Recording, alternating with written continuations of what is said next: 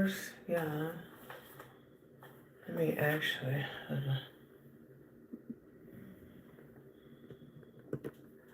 I'm gonna do this two ways. I'm gonna be recording and I'm gonna be live. Um, some people like live videos. Some people. Let me make sure that's. Let me make sure that.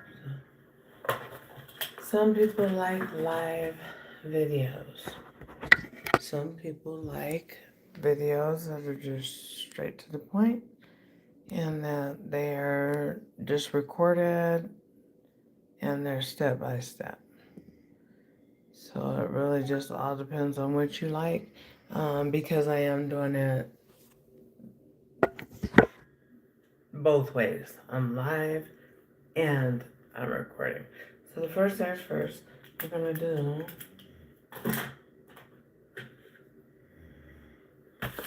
I'm going to take a stocking cap, just a regular brown stocking cap.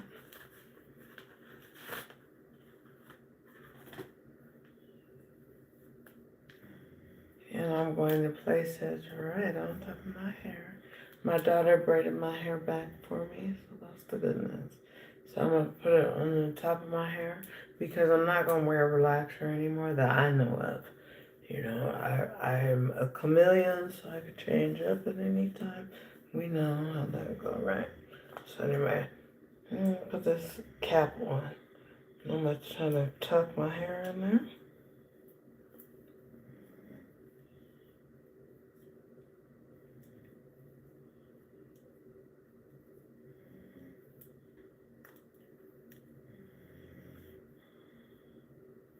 And actually, let me bring that back because I don't want my baby hair to, I don't want no glue on there. I don't want it too far forward. I just want to brush it back so that there will be no. Look at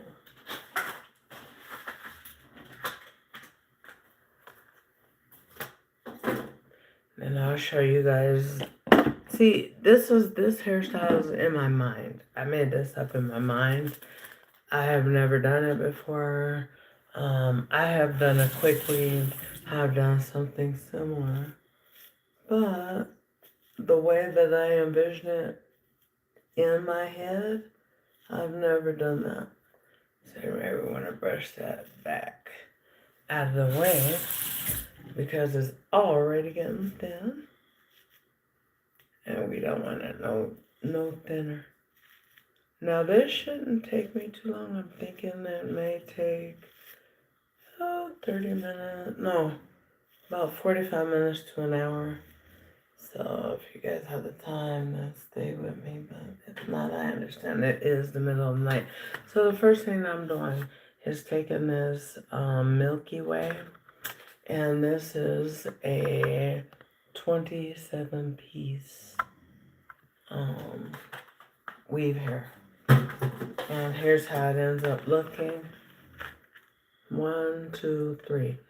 This is the shortest length, middle, longest. I'm not going to too much be doing a lot of the longest length because all I'm going to do once I get it in there is just cut it down. With a razor, I'm gonna razor cut it. Now, I don't know how many people may know this, may not know this, but I went to school to be a cosmetologist. So that's one of the biggest reasons why you'll see me doing a lot, the most on my channel because and this is not like, oh, I'm boasting about it, but I'm like multi-talented. And so I know how to do a lot of things, a whole lot of things. And these things just save money a lot of time when you do your own hair, your own whatever you're doing. So anyway, I got that on there. And then what I'm going to do is pull it You know what? I changed my mind. I'm gonna do it a little bit different because I've done this before.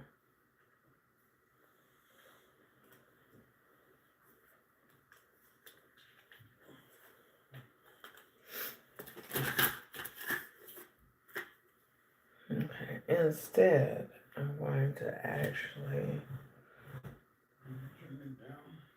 turn what down, the TV? Yeah, I turned it down because I'm live on their thing. So that's why I turned, and you were asleep, so I thought that would be okay. Baby.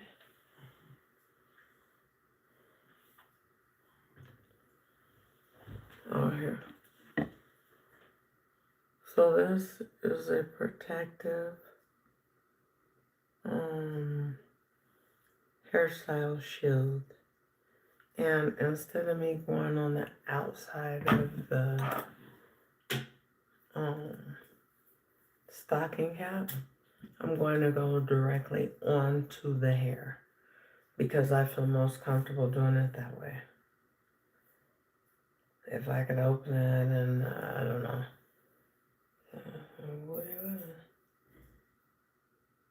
And this stuff is high because I looked at it. I had bought it a long time ago, but anyway, it's like $16. And that's going to start getting on my nerves because it's called Quick Weave for a reason. It's not called Slow Weave and Slow Jam Weave. No. So I'm just going to pour some.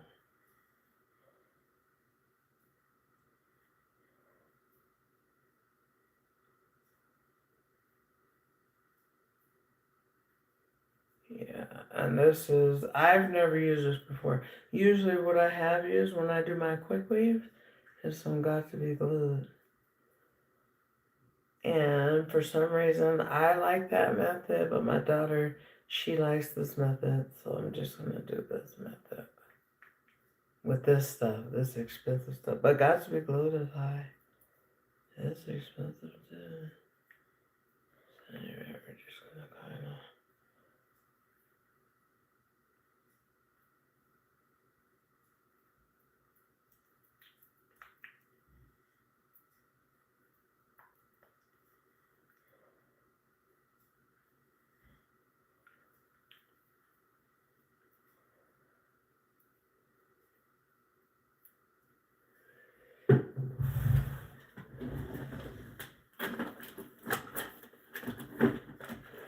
I'm looking for my little applicator brush, and I got about 2,000 of them. Don't see one of them, and this wants to spill off of my head. Let's see. I'm gonna just open my finger and then rinse it, cause I can see right now it just wants to spill. There we go.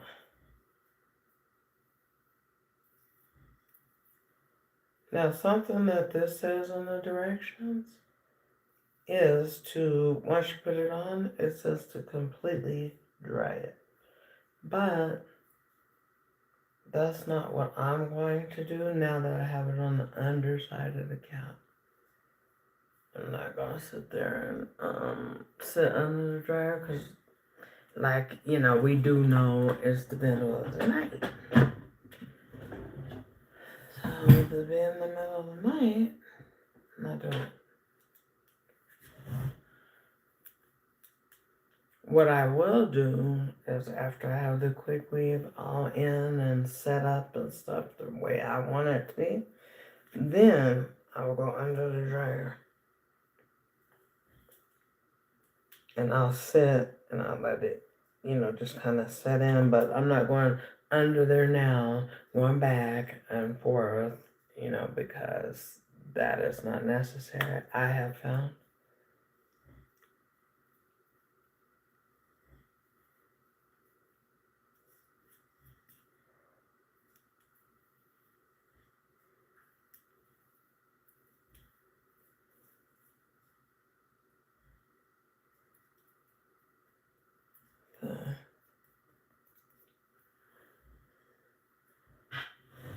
That I should have a roll of paper towel in here.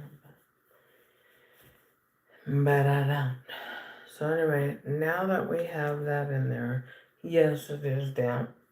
But like I said, when we're completely done with the job itself, then we're gonna sit under the dryer and, of course, let everything just dry down real good. And set the glue from the wefts and the track, as we call it, sometimes to let all that set in there.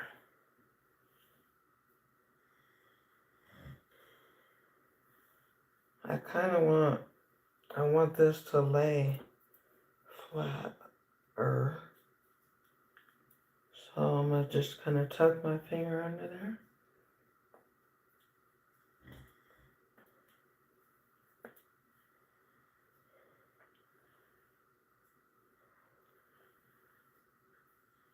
This is gonna come out cute. If it comes out the way I envision, and I believe I could do that. I don't think I need to write it down or draw a picture of it. Yeah.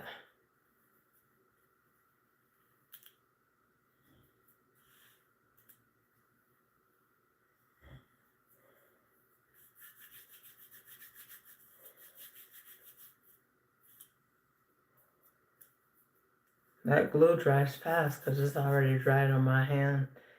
A little bit. A lot. Okay. So see, this is why it's called a 27 piece. Because these are cut into pieces. And here you have your X amount of pieces. Then you have your next amount of pieces like that. So this is the shortest row. This is designed to go around the base. So what I'm going to do is be difficult because that's how I am. And I like to do things the way that makes sense to me.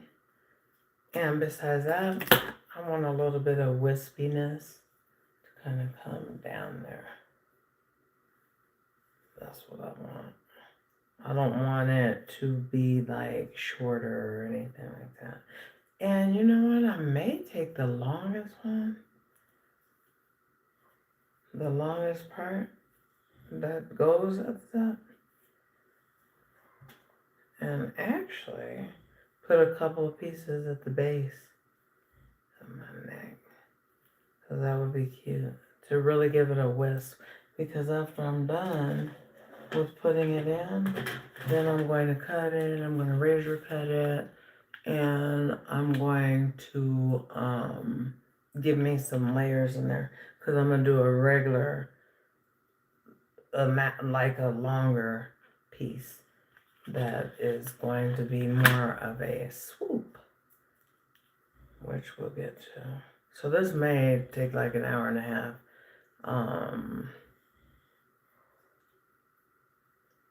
My night is going good. How's your night going? I have insomnia, and that's one of the biggest problems. But it's okay. I'm here. I'm alive. So thank you for asking, and I hope that you guys are all well. Once I start getting this into, another thing I'm going to do is put probably a little cut in there because I don't want this tight on my head. I suffer from migraine headaches. So I don't want to do that. So anyway, what we do, we check the measurements on this 27 piece. And then we go in. And I'm going to scoot it over a little bit like that.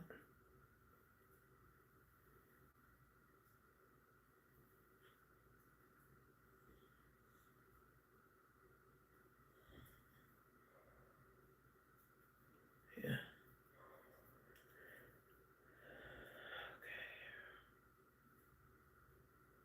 So you just want to make sure that you verify.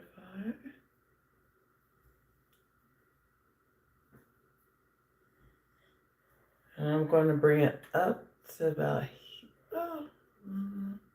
about right here. And then I'm going, the other side is going to be way down over here because I want the long part that I'm going to do that I'm going to layer and stuff. You'll see. But I want it to be over to one side per se. I don't want it to. And then as you cutting it, because you still would need some trimming, you're going to take those excess pieces off of there.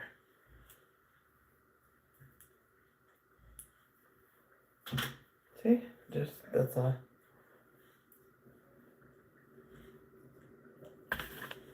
Now, what I'm going to do is just lay this flat on my flat surface. The reason why I don't want to do it like this is because this hair is, with it having a curl or a bump to it, I don't want this hair getting stuck inside of the glue. Yeah, surprise me with money. That's what somebody said. Surprise me. I like it. I like that idea. Sometimes you get tired of being the giver of life. It's always the giver, always the giver. My mom told me though, she said years ago, she said, you know what? Well, not that many years ago, but before she died, she told me that I was trying to buy her love. And I was like, buy love? I was like, I don't have to buy love. Thinking, that's my mindset.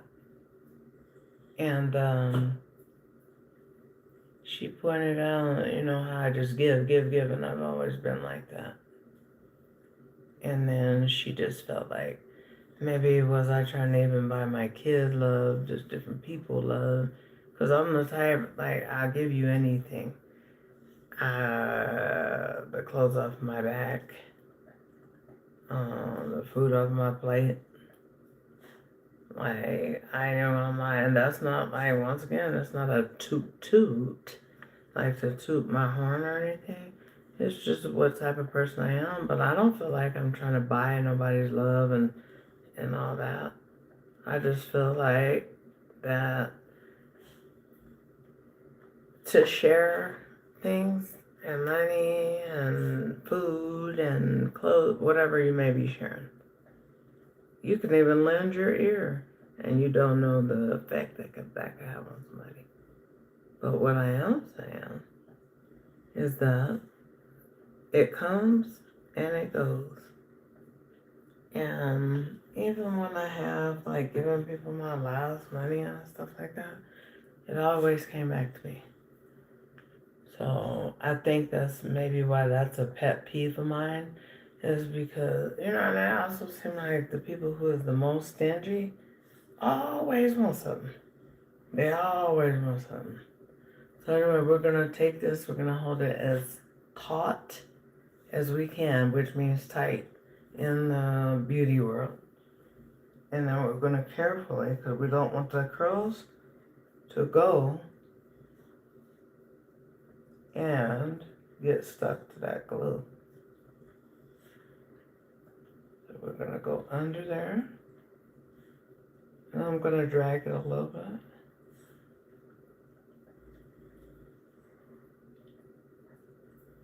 Please stop that licking yourself. That's my dog, and I have you ever had something that's aggravating you, and you don't know what it is, like the fan over the stove?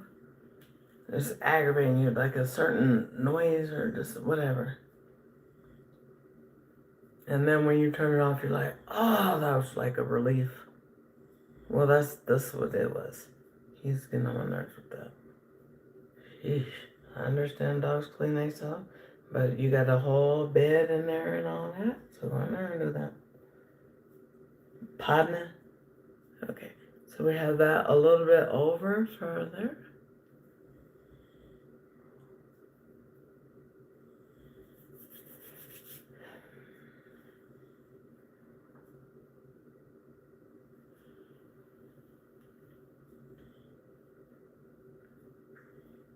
I just want to kind of lay that down, pressing it. Now, sometime when I have more time, what I'll do as I'm putting it in is I'll be blow drying it. But this time I don't feel like doing it. That's all. And besides my husband, he has like a cold, so I don't want to wake him up. Because he right there. He in the bed. Okay, so we'll probably just do maybe about 3 more rows of this longer length at the, towards the base. And what I'll do is this.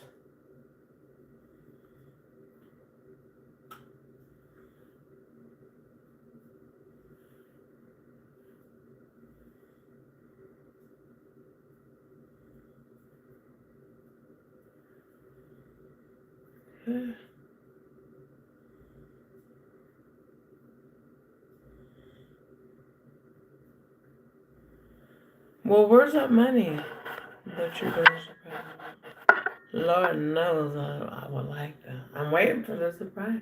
How you going to give it to me? On here? Where it says hello star, I guess. I don't know. That's what the people said.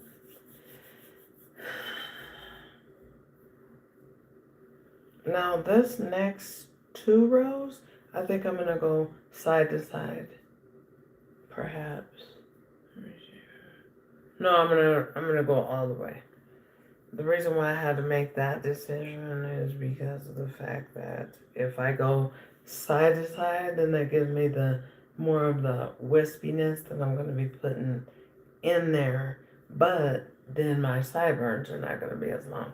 So that's why I'm going to do it a different way.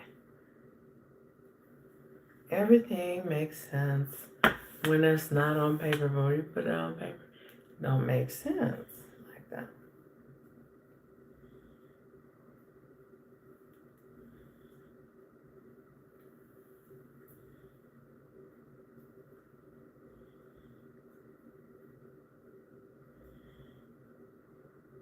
Okay.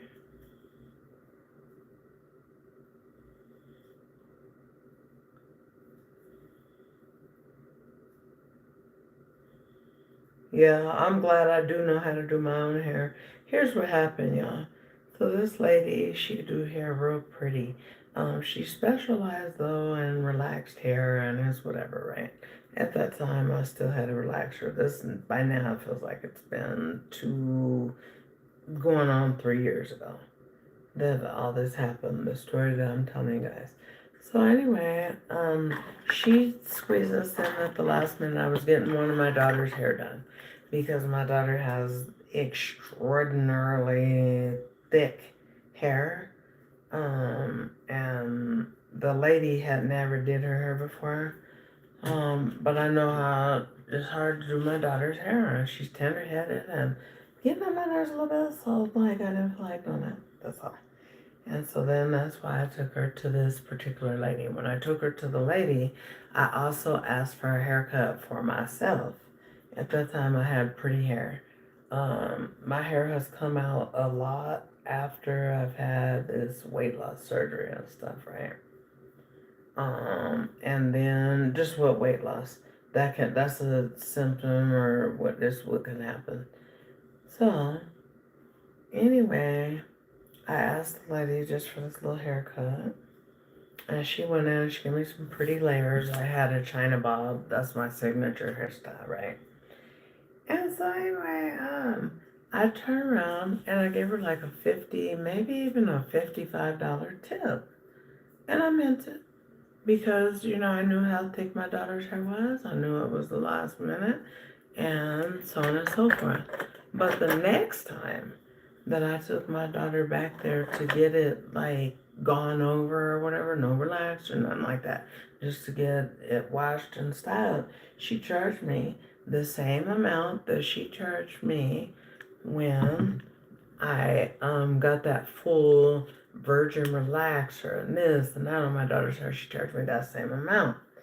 And because she charged me that same amount, well, I was surprised, because I went in there expecting to give her a very nice tip, but I didn't know that you would charge the same amount for this full job. But I said to myself, I knew what it was. She wanted to kind of like, I guess, get over, I don't know, because of the fact that I gave her such a large tip that first time. She's like, wow, get another, you know what I mean? And you can. you can, but just don't try to play with me. That's all. So after that, I wanted to go back to her because, like I said, she specialized. She did a cute haircut and specialized in like relaxed hair. I guess unless your hair is thin like mine now, because now I have thin hair, so she could probably do that and don't have to worry about having a relaxer in it. And I had called her. If I called her once, I called her 1,000 times because, I live in Colorado. Okay. And the part of Colorado I live in has even less beauticians that really can get funky with and do your hair. So it's a dang on good thing that I do. Like I said, I know how to do my own hair. I know how to do my kids' hair, and stuff like that. But I don't like doing nobody's hair, and they're tender-headed. Um, I got the police called on me before when that same daughter that I'm talking about was little. She's about maybe 3 or 4. And I was doing her hair. We was away for a weekend in a hotel. And these people called the police on me, talking about I was child abusing her. And all I was doing was my own child's hair. But, whatever. So that wasn't the type of place that I was going to be sticking around for. But needless to say, yeah, I just kind of felt like that lady just was going, I guess she wanted to make a fool out of me. Because why would it be the same high amount that it was the first go round? It was and I'm not getting nowhere near the same services. You know why? Because she wanted me to pay her that and that huge tip again. And that just wasn't going to happen. Not that day, because quite frankly, I don't even think I had that much money on me that day. I don't think I did have that much. Not much moolah. I had enough, and I had enough to give her a good tip, but, I wasn't giving her a $50 tip. Again, you know what I mean? Because you're not doing that full service. And so I guess she got mad, I don't know, but she never would do my hair again or my daughter's hair. So then that's when I realized, oh yeah, I forgot I know how to do hair. So I just do my own hair and my daughter's hair too. Then my daughter, she's real creative. So guess what? She learned to do her own hair, braids and everything. But when they just want to go and, like if she don't want to fiddle with trying to braid her hair, then yeah, I'm gonna take my child to get her hair braided because I'm gonna taking myself and get my own hair braided, so I'm gonna do the same for my kids.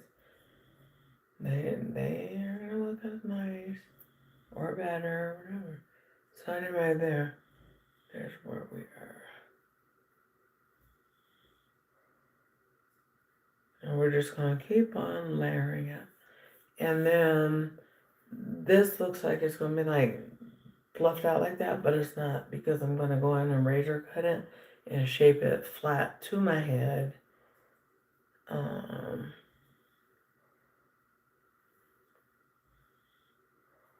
Yeah, this is gonna take a minute. So whoever could stay. Whoever can't, I understand.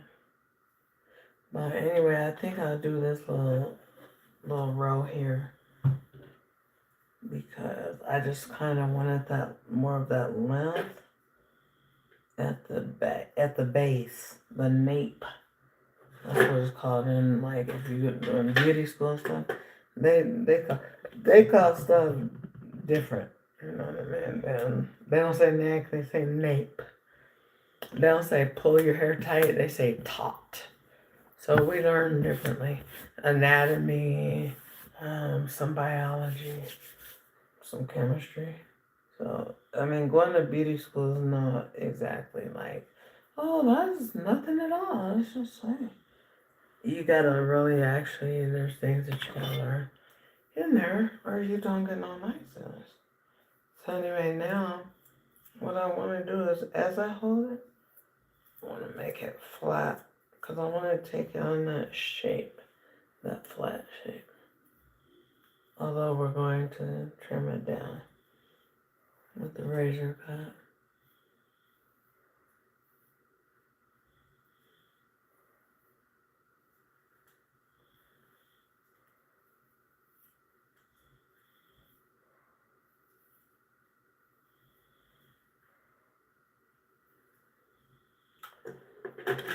I guess, baby.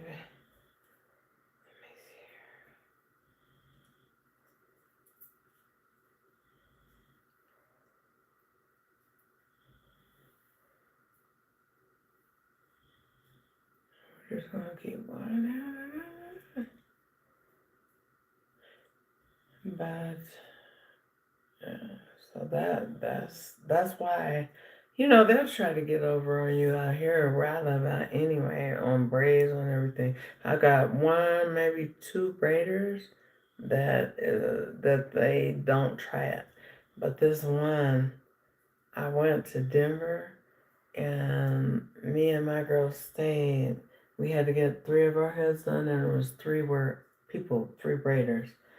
And we stayed in Denver. The ride up there was about an hour. We ended up going up there at 10 a.m.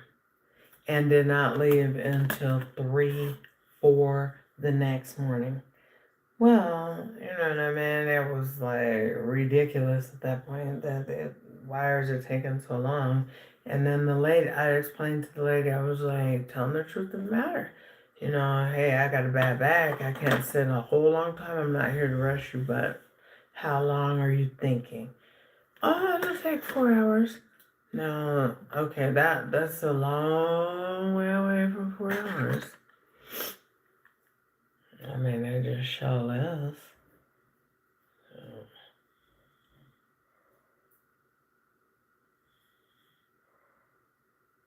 And then you had three braiders there too. She's another one because she wasn't getting a tip at all because she tried to play me. She told me that the braids would be $150, and I provided the hair. That is high.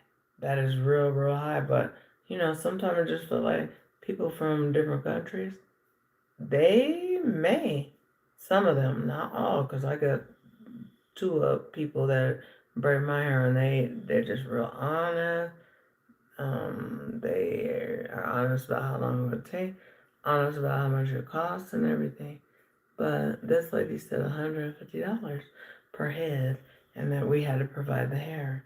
Well, after I calculated, heck, that hair was like, I feel like it totaled over $100 and something. And well, needless to say, that was what she quoted. So then, when I went up there during the daytime, when the beauty supply house was open, I had asked her, I said, is this enough hair? Because she is just right around the corner from the beauty supply house. She said, oh yeah, that's plenty. So then as she starts doing my hair, she sells hair also.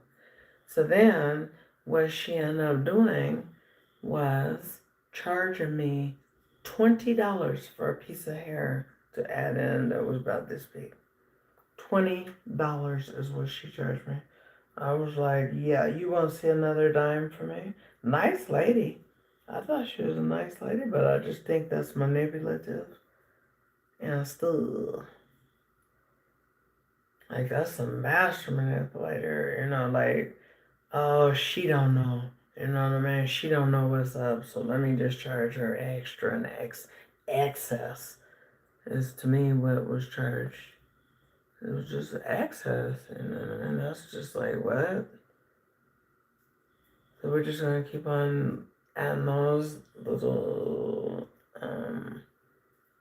the little wefts, tracks, whatever you want to call them. And as we add them by now, what we want to do is hold on very, very nice and taut or tight. And then we want to just kind of comb through it so it lays flat for when you go to razor cut it. Then it come out pretty.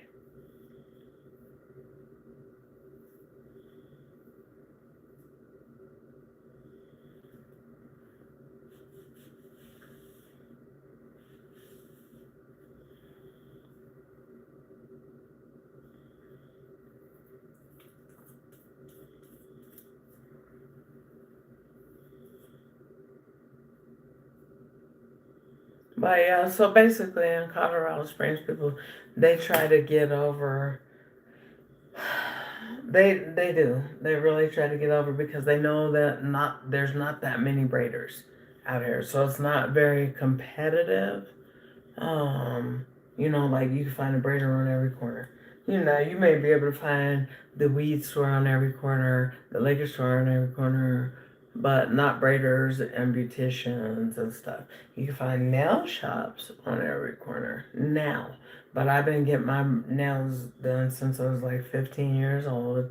And at that time, we had one person who did nails. And then we finally got in, and she did them at her house. And then we had this shop, and they're still in business. Same owners and people, everything.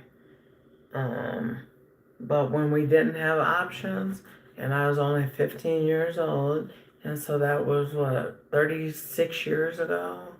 Um, and I would go and get my nails done 36 years ago. This lady would charge $60 for something that we would pay $60 for at this given time. She just would.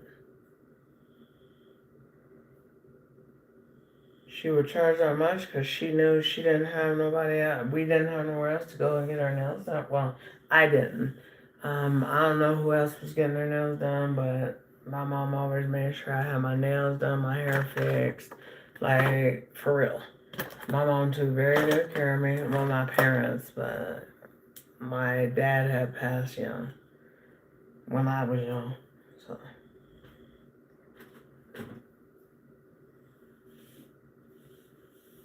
so it was just me and her.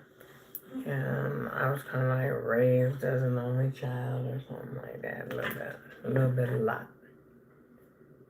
My siblings way older than me.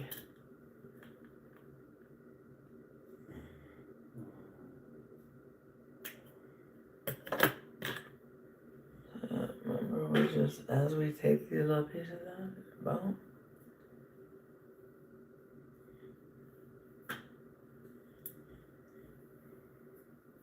Flatten it, lay it on a flat surface, because you can, certainly, you can hold it like this and then put your glue on.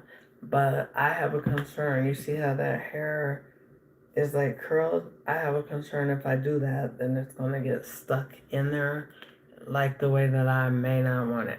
It's already probably gonna get a couple strands stuck in there anyway.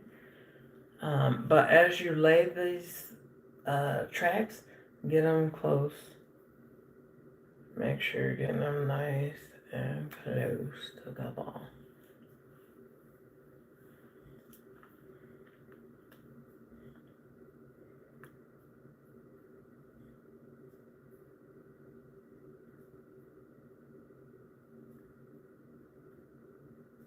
But I don't know. I may, keyword may, like to do the Got to Be Glue gel over this method. I've never tried this method, but I know with that Got to Be Glue gel, what I love about it is when you go to take it out, it just comes off like a helmet, and it, without taking out your hair and all that.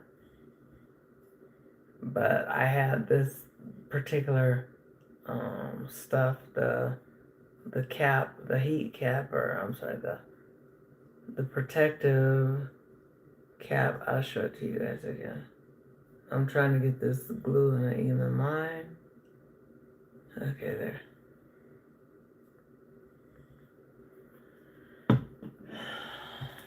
Yeah, this protective shield.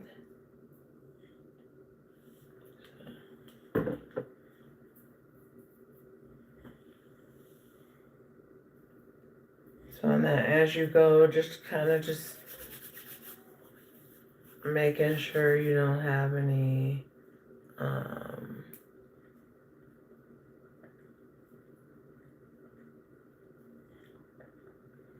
okay, making sure you don't have any glue kind of like stuck on there or smeared on there, because if you do, then what's gonna happen? It's just gonna be spreading all over. So like we're just gonna take this again side by side, hold it nice and tight.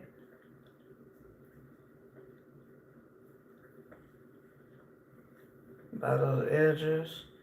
Take it, place it, and you're gonna pull it. When you lay it down, then you're gonna pull it down just to where you can feel that it is. I'm gonna want to lay on there. Okay. And you want them layer, you know, like side by side.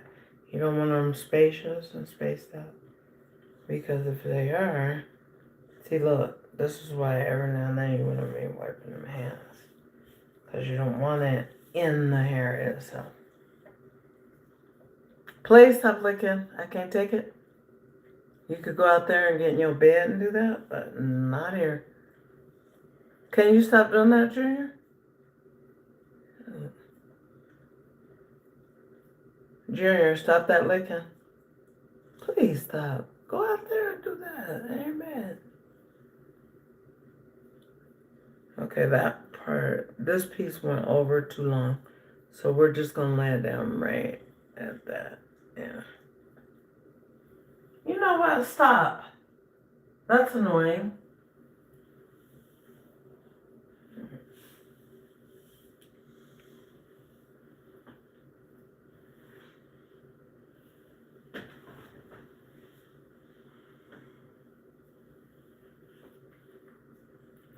Please stop.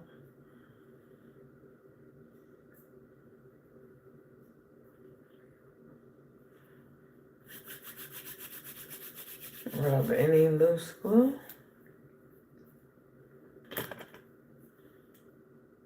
Hold it very tightly.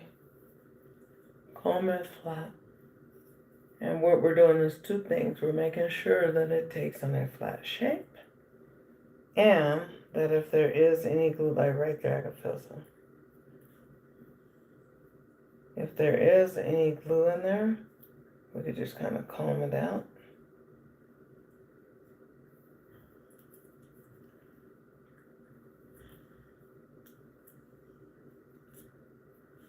Oh.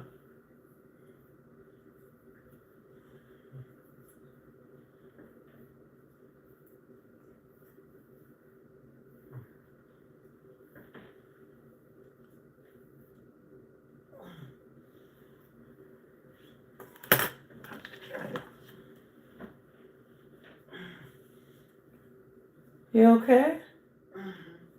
Yeah.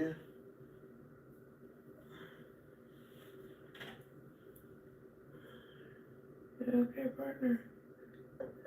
We're just gonna cut that little piece. It's up too high. And then after we do that, we're gonna make sure we lay it.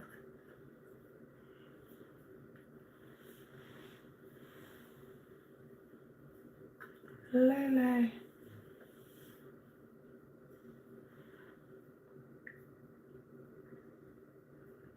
And we want those tracks to be flat. So you're just gonna,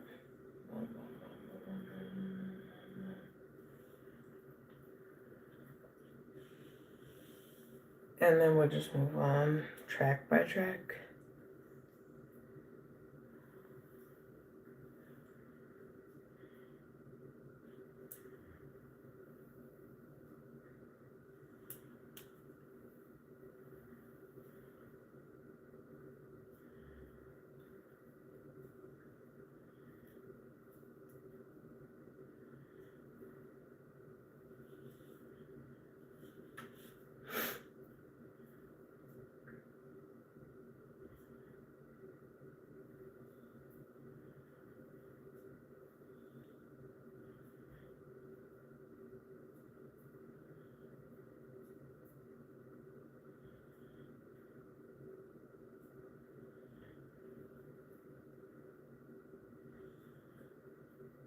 Okay.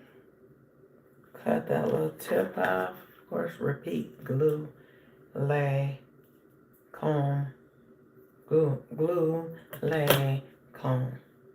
Because that's all I'm gonna do.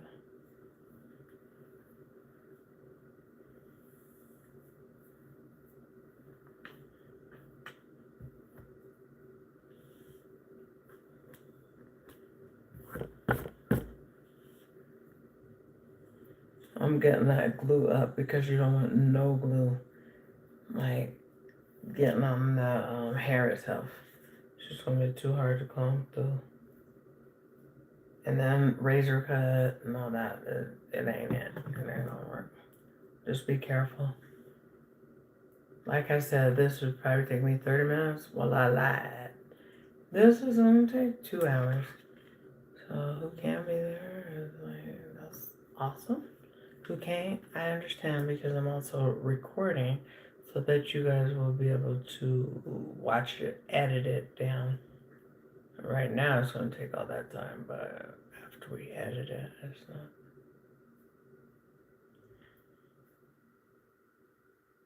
And just drag that along the weft.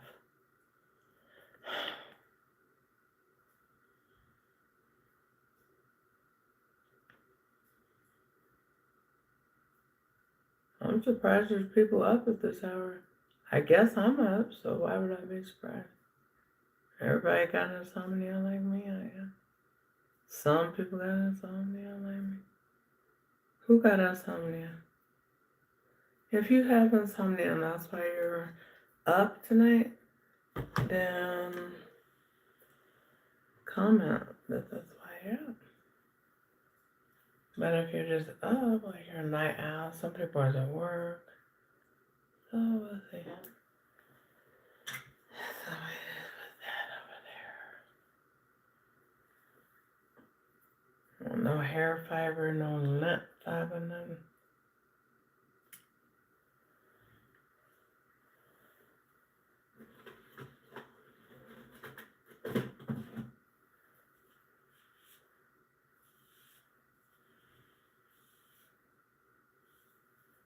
So anyway, I've been watching these series about these mega churches and stuff and how it just ain't what it was cracked up to be. Because based on what I'm seeing is when COVID happened, we all know that it was live stream time.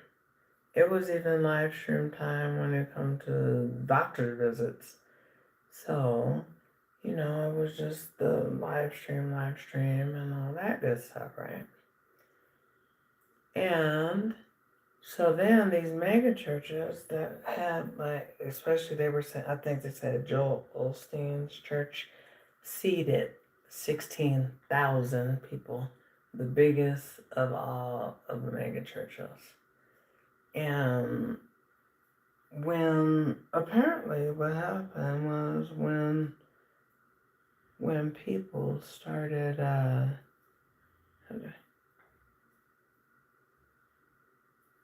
when people started live streaming, they started realizing that they could get fed and their souls were getting fed more. Because of the fact they're paying more attention to they're paying more attention to that word and the what's in that word and that doctrine over getting up, getting dressed, getting pretty, going out there with fine clothes or whatever. They started paying more attention to that. And so now I guess a lot, and that's just all over the internet. So I'm sure you guys can find it. But a lot of the mega churches are possibly even going out. I'm not going to say out of business, but out of business. And the reason why I say out of business like that is because sometimes people start treating these churches like a business. Like that's what it's about, you know. And I've always been the type of person like, you know what? I got to do my part. If my trip pastor want to drive whatever his car is, because people would always say, yeah, these pastors, they collecting this money and they run around here driving their Cadillac. You know, and I always, my way of thinking was like, I'm going to just do my part.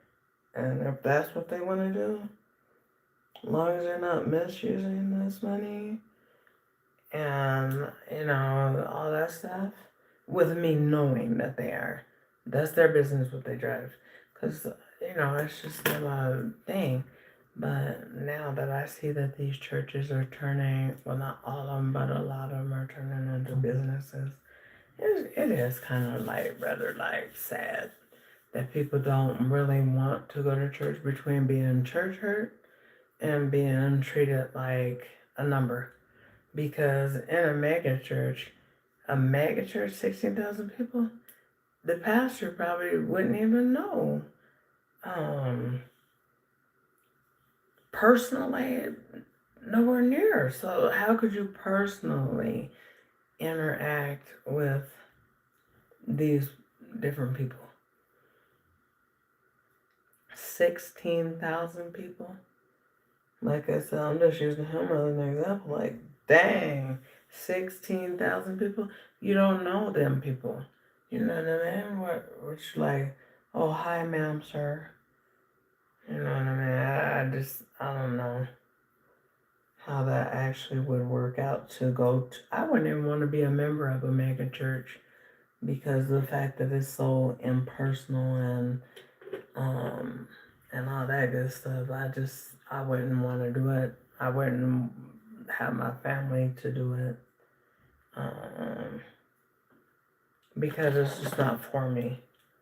Just to say that, I mean, I don't know the allure of a mega church. And now we got people saying that what's the allure of any church? But then you got to think what God says. He wants us to come together and congregate and touch and agree. And, just come and worship together. I know what the Bible said, where two or more is gathered together in my name. And I understand. But what I am going to say is this. Truth of the matter is that I feel that God wants us to still get up and go down to the church and put that to the side about, oh, there's somebody hurt my feelings and stuff.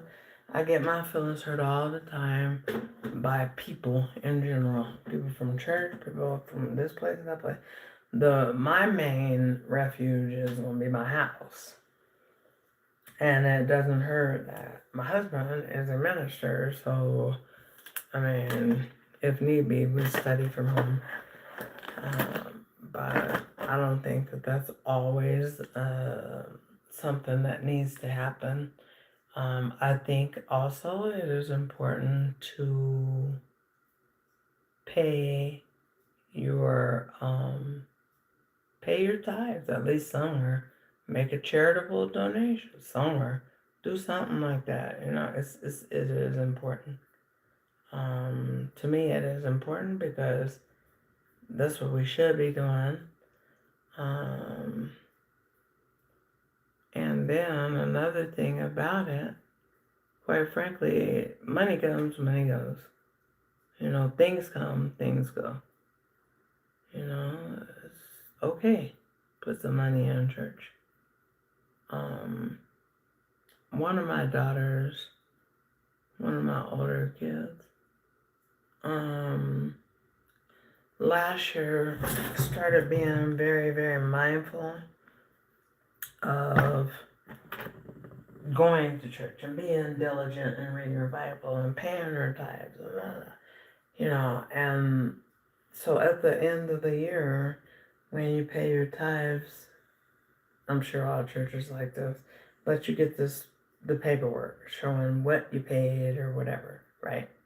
And so anyway, she got hers, and I guess she just felt like, I could do better than that. Because when you see something, then it is kind of more like, let me pick up the pace, I guess.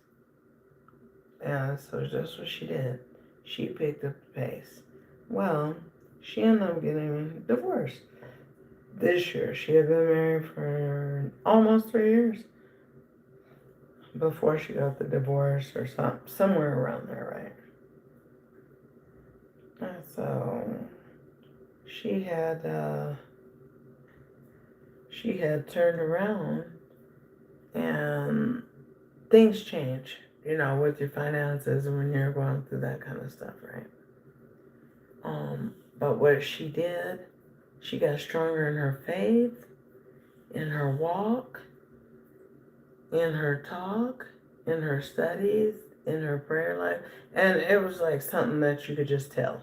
She didn't go around having to broadcast it to me or to anybody in the family. It was like you could just see, like, wow, all that you've been through. You've been through a divorce. Uh, and, quite frankly, she had miscarried a baby. So she had a miscarriage, went through a divorce. We lost my mom. We just, our family went through some things. And so, needless to say, she just got closer to God, just closer to God. And I was so proud of her because sometimes, I'm not even gonna lie, sometimes I didn't even want to go to church because I didn't feel like it or whatever. But, she would call me and she would say, Mom, aren't you going to church? Aren't you're ready for church again, ready or whatever? And then I'd be like, thinking like that. But then I was like, going down here to this church, girl, and support your family. And so then I would. Well, this next year comes and she's decided, not because she told me, but because I know, that she decided to pick up the pace on paying her tithes and offering at the church. And I always encouraged it when they were little. And then when you're grown, now that's your choice. If you don't want to put your money in an envelope and give at least something, whatever. So then, she picked up the pace.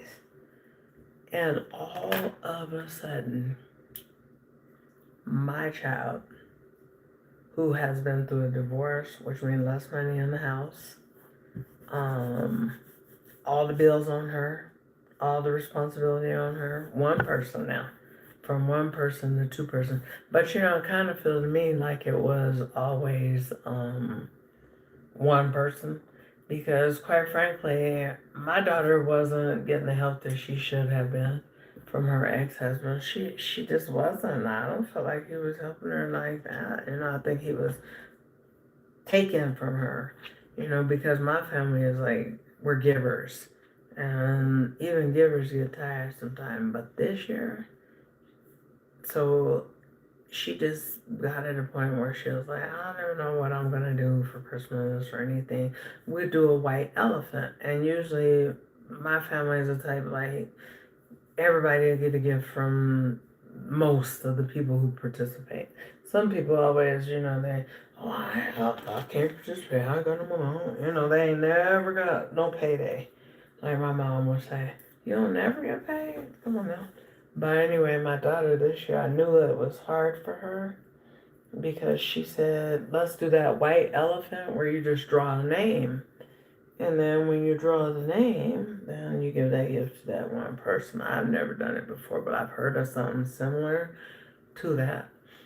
So then anyway, I told her, because I could feel it in my spirit that my child money is funny.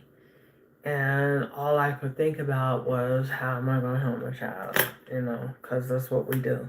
My daughter is a grown woman, but how am I going to help my child is all I could think.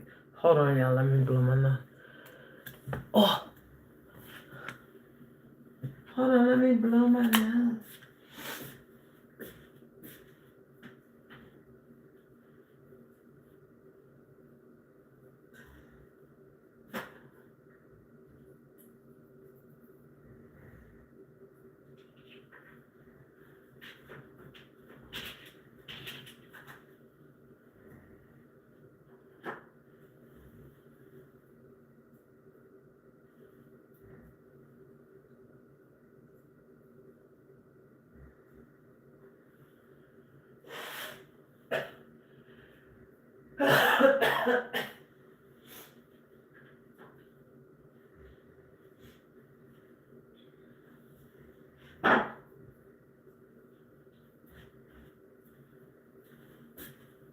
some paper towel.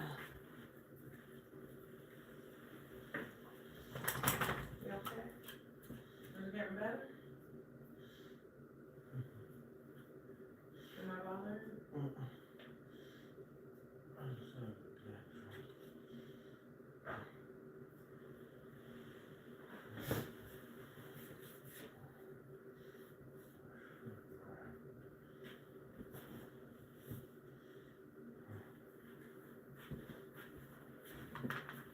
So it's just the moral of the story is that you start to realizing, you know, especially as you get older, just how good God really is and how many things He really brought you through that you really didn't even ask Him to bring you through.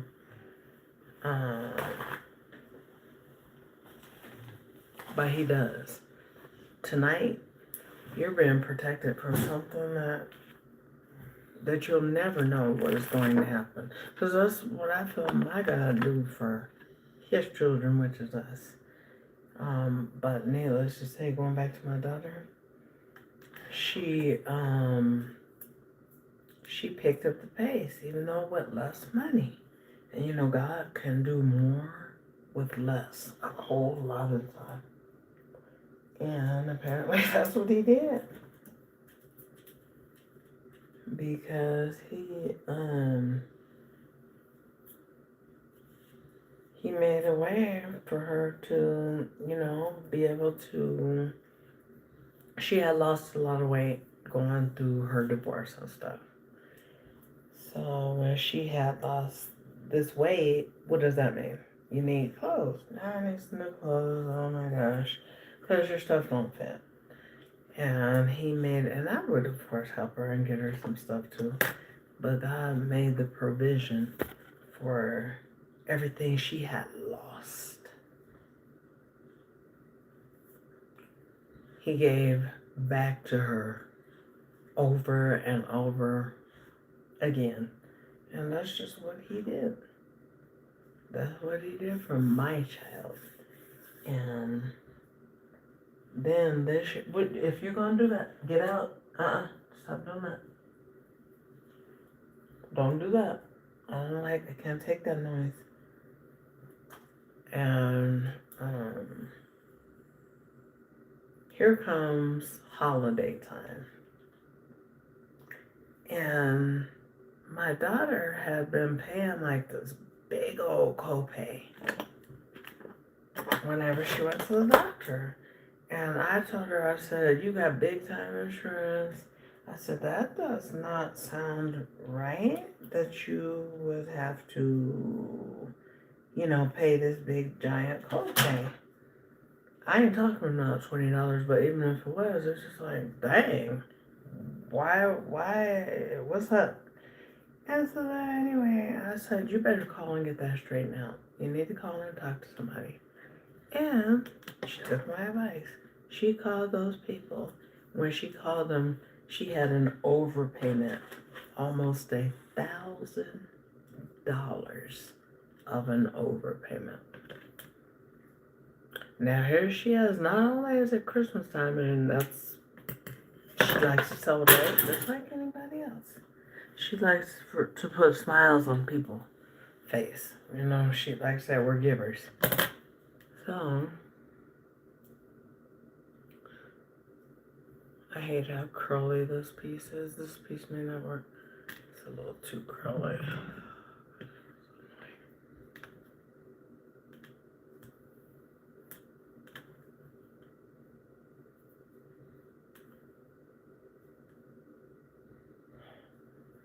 Yeah, this piece ain't gonna work. It's too curly.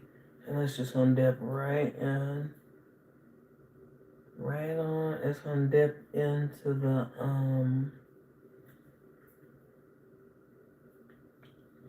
the weft.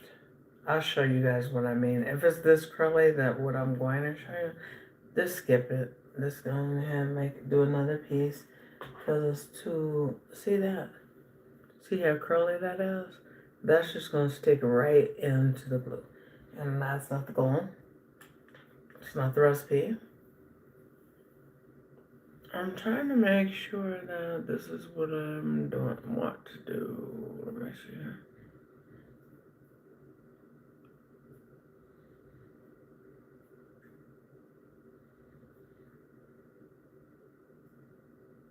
And it's okay, just take your time. Think about your head shape, think about, these things because it'll look better. Just take your time. So anyway, what I want to do, I think I'm gonna start going a little bit like that instead of going up. So what I want to do is I want to cut it further back to where it meets instead of angling up anymore. At this point, we're going to go ahead and make it meet. But yeah, my daughter, she sure did. God just blessed her almost $1,000.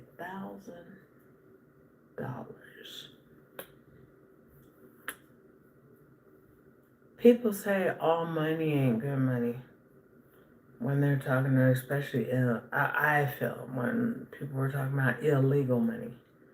But did you know that even legal money, sometimes ain't good money? Cause you're just doing the most to get it. You're overtime. I mean, I'll be honest. This is a quick story, but I remember my husband when we first got married. Um, he used to work so many jobs. Like, I mean, at times he had 3 and 4 jobs. He had so many jobs that I didn't even know what his job was, and I still sometimes struggle. Like, well, what's your job today? Because he still does work. At least what he got like now probably two jobs. But at this time, he had worked so many jobs that the only thing we had was money coming in. But not, I mean, I enjoyed what if, I decided I wanted some or he wanted some, but he really wouldn't spend money on himself. He would mostly just pay the bills and let me spend what I wanted to spend, you know, and, well, what I wanted to spend, but what we could afford to spend. And so then, anyway,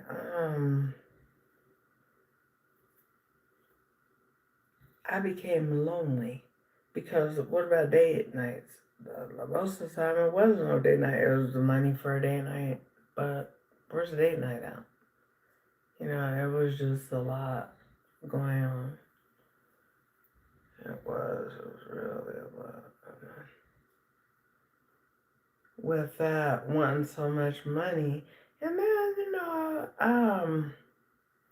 I have been the type of person that I'm not from a rich family with a silver spoon, but I'll just put it like this.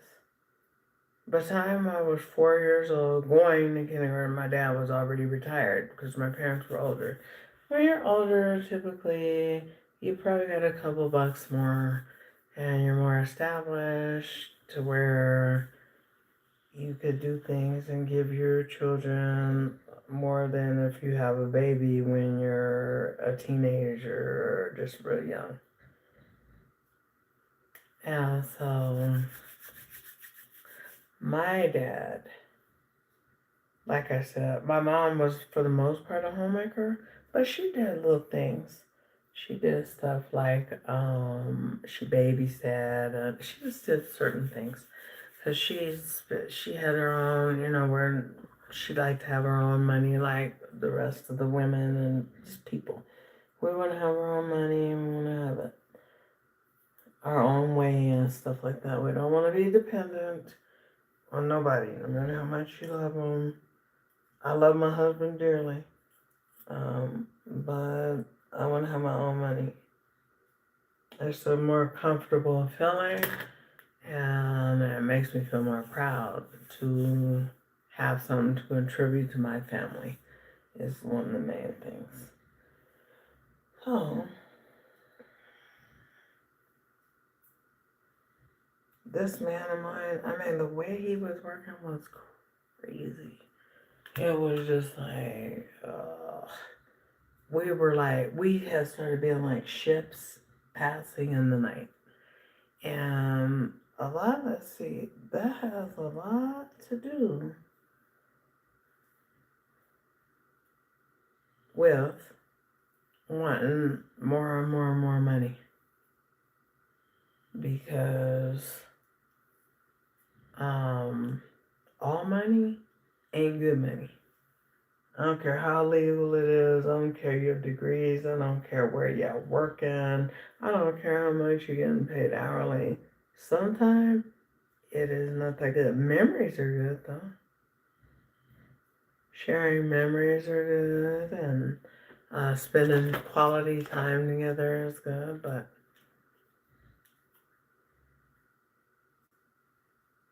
what about when you have the money but you don't have nobody to do nothing? You know. And there's some places like now that my husband he just don't want to go. You know, like where do we go? Maybe a concert. I don't think he would go not to that kind of concert. Where the kind I would go to, like a Chris Brown concert, he's not gonna go there. And that's his prerogative, you know what I mean? Typically I'll just go to concerts and stuff like that with my daughter. Me and my husband, our thing is we'll go. Um, we like to go. Well, I like to go, and he enjoys taking me to these steakhouses just so we can try different steakhouses because steak is my very favorite food. Y'all may know that because that's what I cook and that's what I sample eat every time. Every time I get an opportunity. And you know, it would seem like, oh, we can't even afford to eat steak no more. But you know, steak is cheaper than chicken now. Sometimes. It's like ridiculous.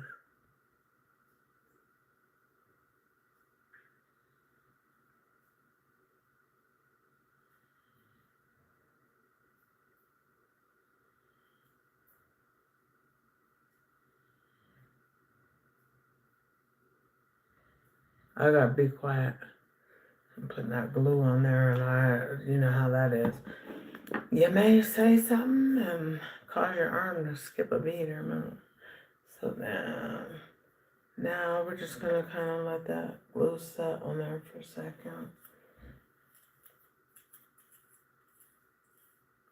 And instead of like combing in there where we're gonna accidentally yank that off, we're gonna kind of drag.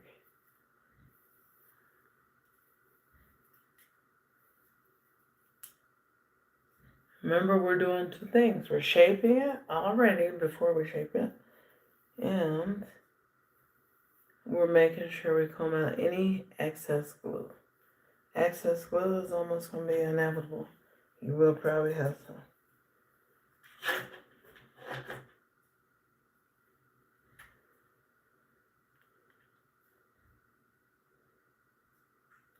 But yeah, the last type of concert that I went to see was a comedy show, and it was so fun. It was that Cat Williams. What was his concert? I don't remember what Hell on Earth or something or Heaven on Earth. I don't remember the name of his show. It was good though. It was recently. I think it was last month. Yeah, it was the day after Thanksgiving. So that was good. He had a lot of people with him, so I was thinking, shoot, fillers, you know what I mean, so that he don't have to like come out and do much of a show or anything. But these people were so funny. Oh, that's funny. And his, I don't know how many of you guys may have went to it, but his, who's that person? Like his host, he had like a host. Oh boy, it was super funny. Everybody was funny. Everybody was funny. Oh shoot, did I get that down too far?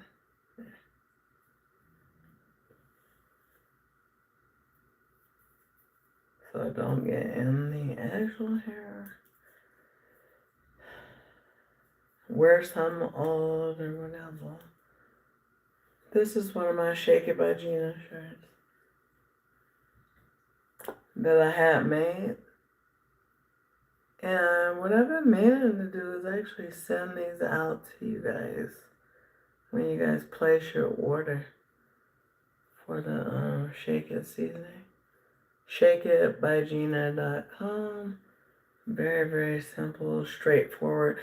It's not a fancy website, right? And it's not. But it gets the job done. You get your products, your seasonings.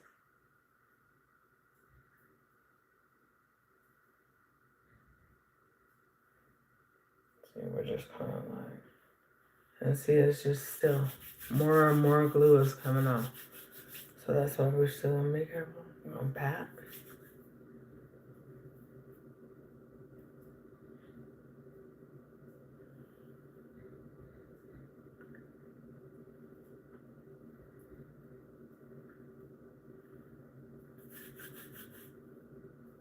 I'm trying to make sure. Okay, let me show you guys what I'm kind of like debating and contemplating is this. Okay, so I also have this hair too. This is just some straight hair. And it's on the tracks or whatever, right? I'm trying to figure out, I know this sounds silly, but do I want it to go over here or over this way? Feels like I wanted to go this way today.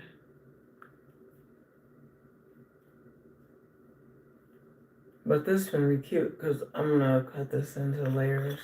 I'm gonna take my scissors and I'm gonna cut it into layers. Before I get to that point though, actually, I'm going to razor cut this. I'm gonna show you guys how I go about razor cutting and how easy it is. Because razor cutting is very, very, very simple. As simple as you want to make it.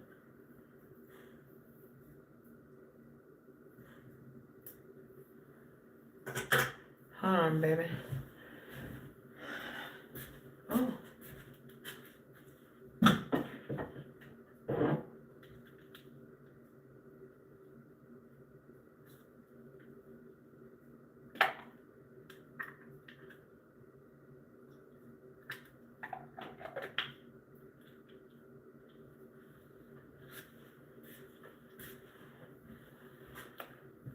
I get me a mint or something.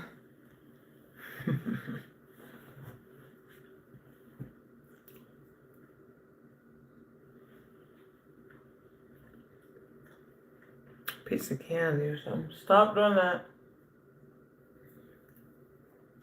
You could do it all day long, Junior, but you gotta go out. And that's gonna get on my nerve. It's getting on your mother's nerve. I'm talking to my dog. If I can't sleep, he don't sleep. You talking about loyalty. He may be loyal than more some people out here in this world. I think I'm going to make a little incision right here. The reason why is because, as I mentioned earlier, once I get this glue and it's starting to lay down good, I have to do this because I suffer from migraine headaches.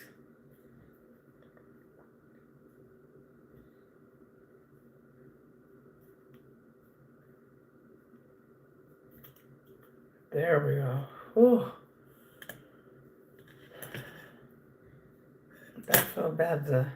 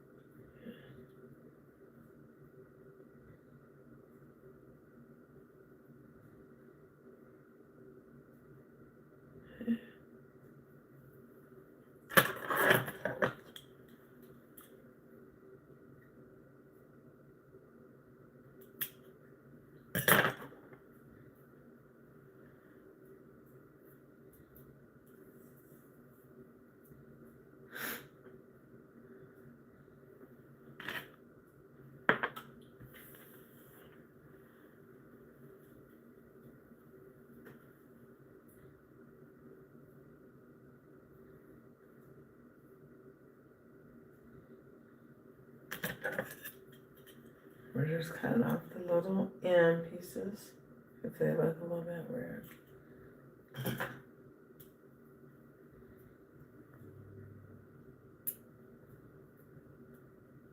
After this, I may actually in the middle of the night just sit in the bath and let my back soak with some Epsom salt. You never know what that could do for a person. But it sure feels good to me. Are you a bath or shower person? I'm a bath person. I could take many baths as I could possibly take in a day. I love a good bath. I be putting bleach in there. Y'all probably know that. Because, remember I did the video.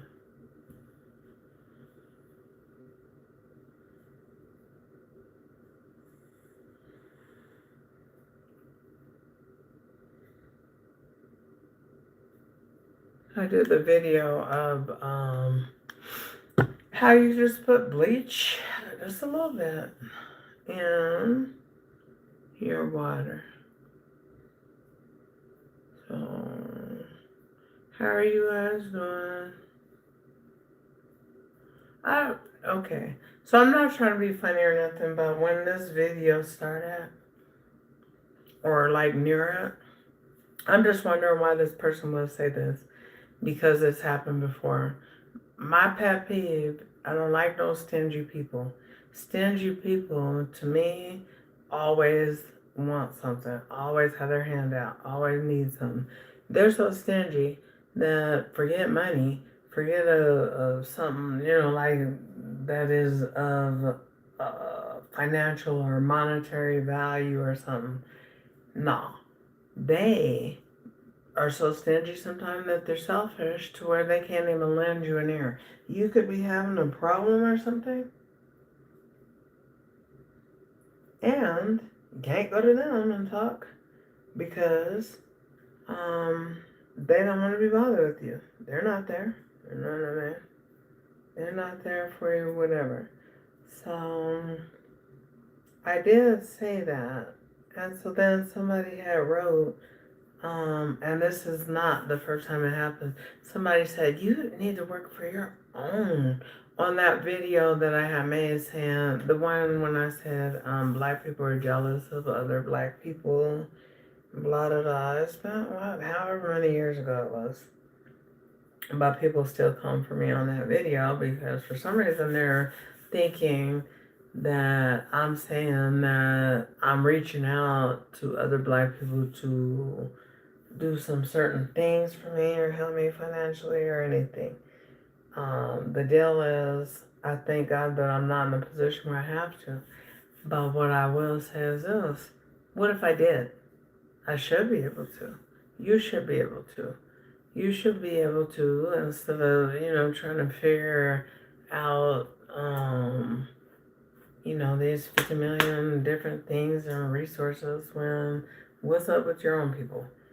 And why is it that if a black person knows that there's a job hiring and the job pay $50 an hour, just per se, why is it that for the most part, the next black person ain't gonna say a word?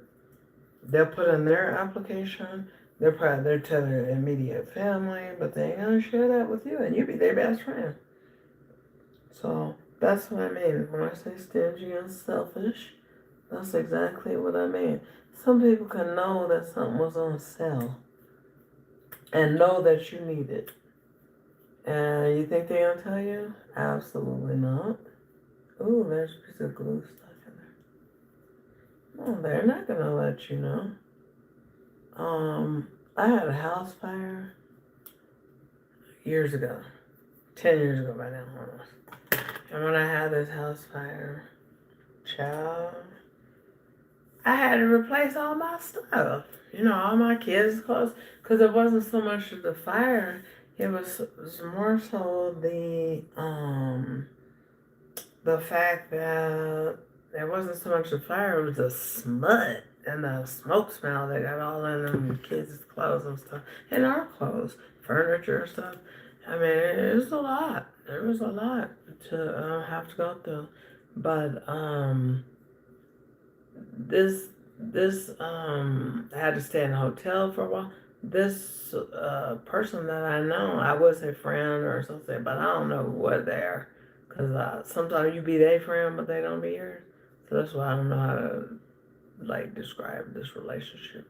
But anyway, this store was closing, and when this store was closing, they came back and told me the sales that was going on at the store, knowing I had just had a fire.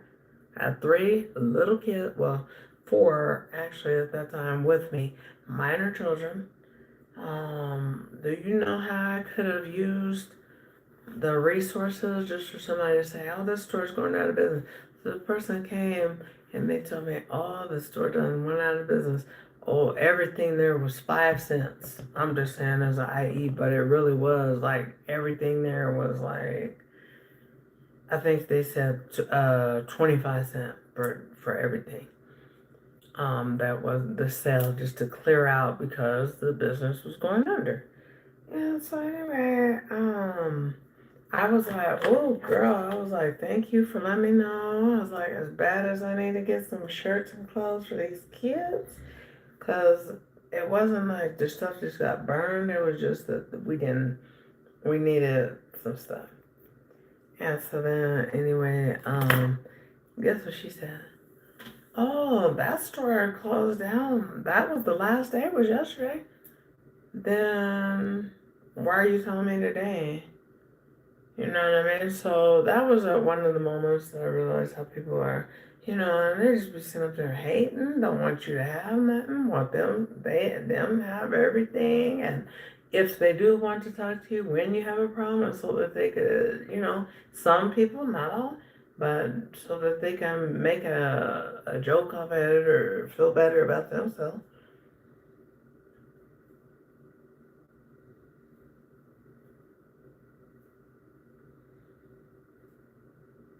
And and that ain't right. That be them friends that are not really friends, the friends that's competitors, and they watching you so they could try to one up you or make you feel bad, and like that girl, what I mean? I mean, to this day I just wonder, why would you tell somebody who experienced a house fire um that, oh yes girl, this sell, oh this sell. And then when they ask when the sale, like, oh, yesterday was the final day. They closed down yesterday, or whatever she said. And I was just thinking, how dirty. Because, I could see something on sale. I could see some steak or some chicken on sale, like whatever, some good vegetables, produce.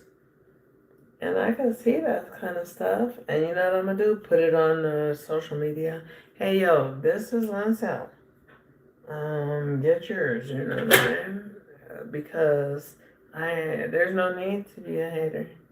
There's no need to hate on somebody, and you can't even tell them when a sale is on there. You're weird. And then want to swear that you're great friends, and then it's like when it's reversed. When it's reversed and it's like you, and you just forgot to say anything. You didn't even mean to deliberately do it. You like how they be doing you and all that.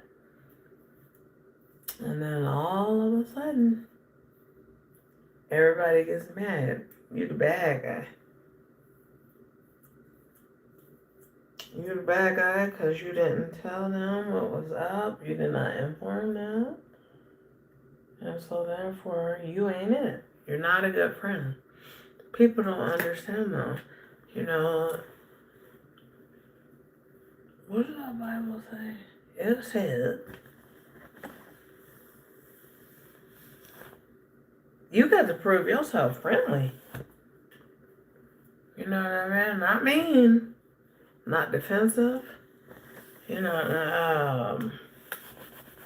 of that. You gotta prove yourself friendly.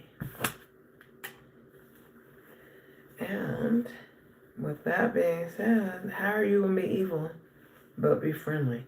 Because some people just mean, and they're mean for no reason and all that. And for some reason, it's like, I feel like I'm not a well-liked person. I don't feel like there's a reason for me not to be liked more than I am. But you can't make nobody like you, love you, or anything. You have a better chance just knowing that people are going to hate you. So,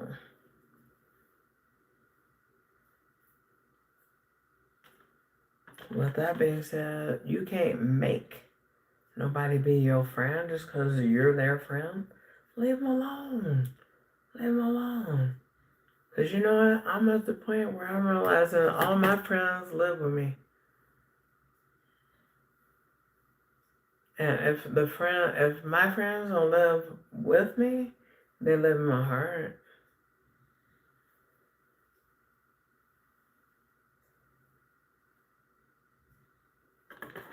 So at this point, this is 2 rows, but I want to try to pick up the pace. So what I'm going to do is just go ahead and cut them both at one time. And I'm going to remove the excess hair.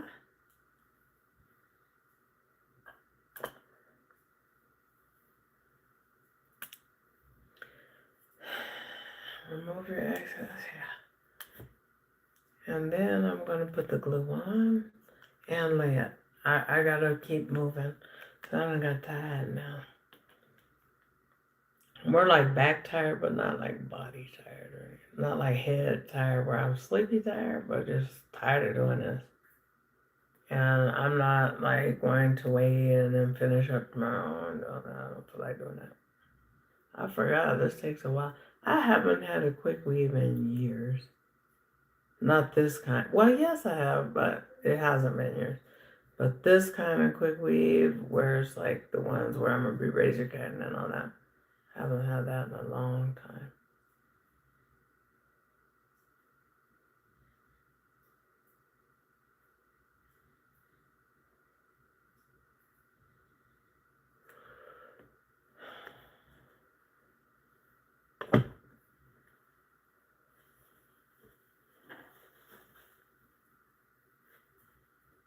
Every now and then, just kind of wipe that off because then it causes less stickiness.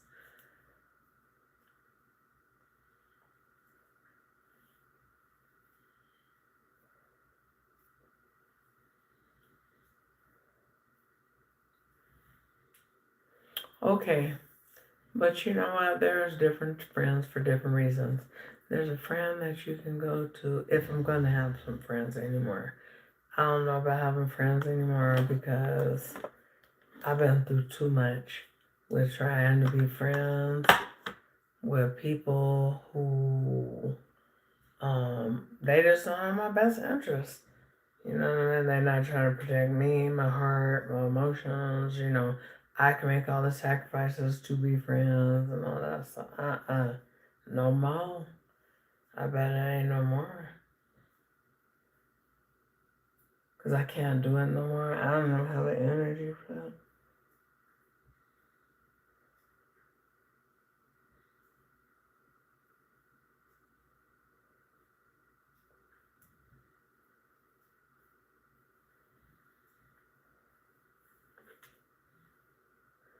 I ain't got no energy for that. I got, well, I think I have maybe 1 to 2 friends. I think. And I don't even know. I don't even know about that. They may not be. So as I'm putting it in, as you guys can see, it has humped like that. I don't want it like that. I want it laying flat.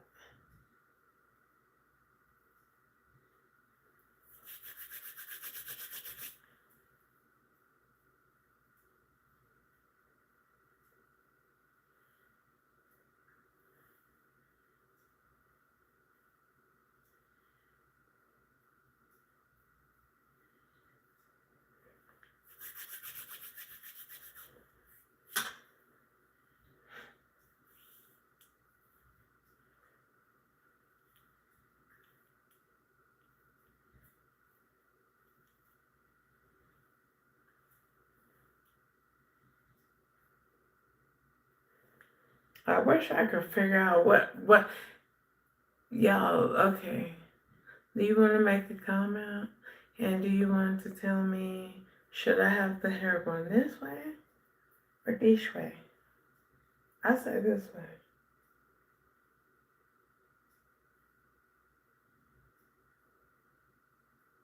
I say this way. So right now, my logic tells me that I'm going to go right like that. You know what? I'm going to take one of these pencils and I'm going to mark it where I want to.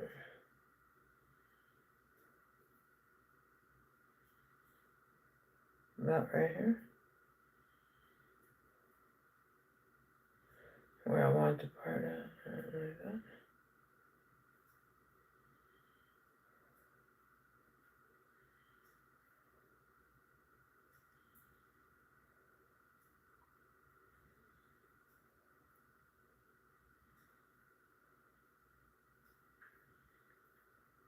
There. So what I'm doing is I have just lightly put a little line just with a regular pencil, eyebrow pencil, eyeliner, whatever you want to call it. That's what we're doing. Okay. So now we'll know where we want to stop with this hair. In the meantime, I'm thinking what I may want to do is start going from back here up to there about. So we're not going totally from one side to the other side perfectly. We're going to go angled again, but because I have decided where I want my part or the longer part of the hair, well, now that means that I want to start shaping it according to exactly what I want it to be.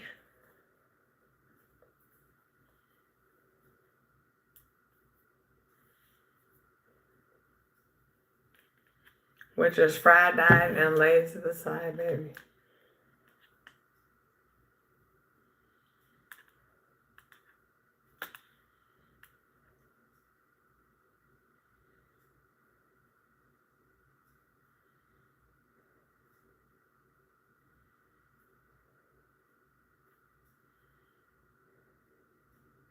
Uh-oh.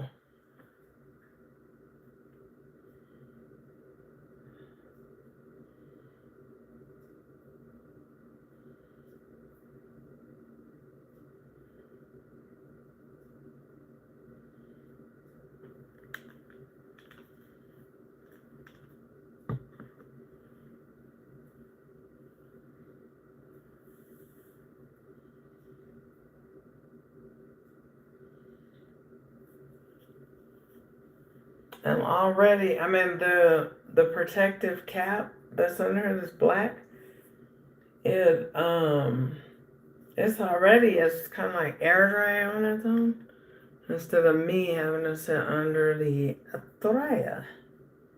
I don't feel like getting back and forth under no dryer. I know I have to do it at least once though. Made that in there.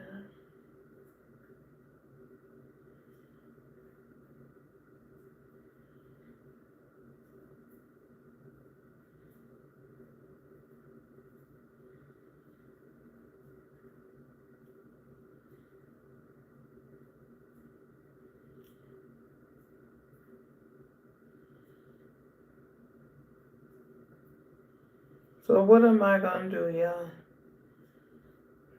Is that what you asked me? Did you say what am I gonna do because I am friendless?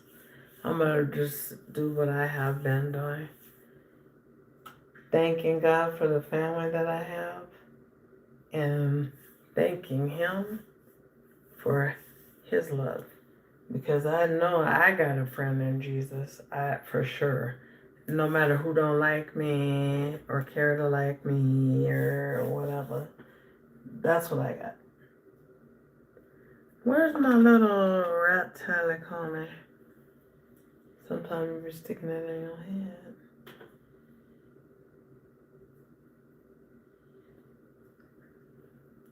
But yeah, I'm through. I've always been the type who was pretty much like a little bit antisociable. Antisocial, I mean. I've always kind of like been more reserved to myself type of a person. And there's nothing wrong with that, right? There's not anything wrong with it to me. But then I just got to the point where I just got tired. You trying to be good to people and you trying to be friends with people, and they try to play. Some people try to play like. Sometimes people try to play you, because there's been some things that I was told. What is this? Oh, I don't want that comb in my hair. That's like, I got this comb drawer and I ain't trying to go there. Oh, we've been going at it. We're almost finna hit 2 hours. Remember I said, oh, I bet I could have this done in 45 minutes. I gotta find my favorite comb instead of that one, because that ain't it.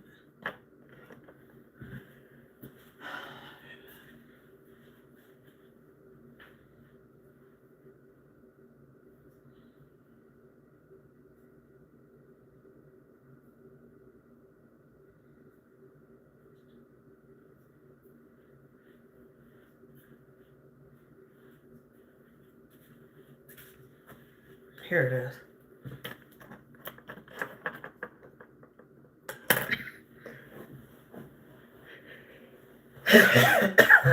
Excuse me. A whole mess to clean up down the hill.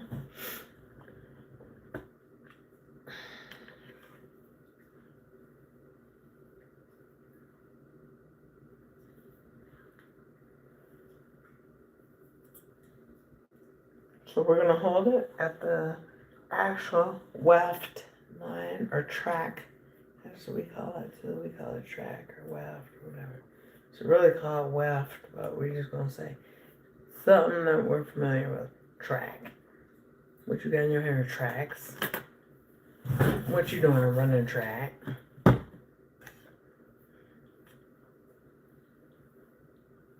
my little pep time.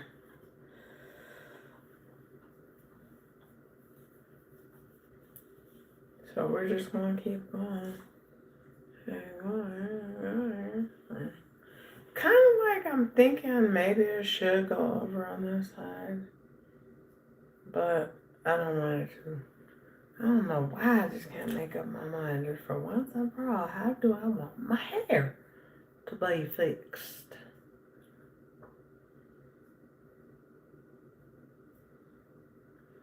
I know one thing.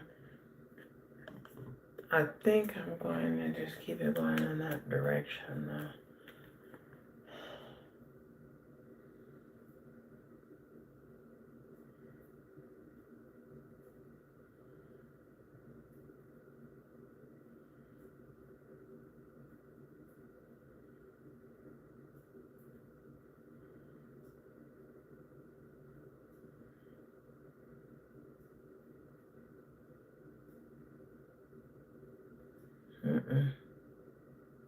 Try to keep it on that line. No time to tie. We gotta keep it on the line. Try to. Because I got a little bit of that where I didn't want it. Just be careful. Because this is relatively curly. Just be careful. Hey, you guys, when y'all come by, do you mind hitting the like the thumbs up, or please will you hit the thumbs up when you come in and out of here. I appreciate it. If you guys want to make a comment, I appreciate that. Not nothing smart mouth. We all gotta be nice to one another. Okay, there.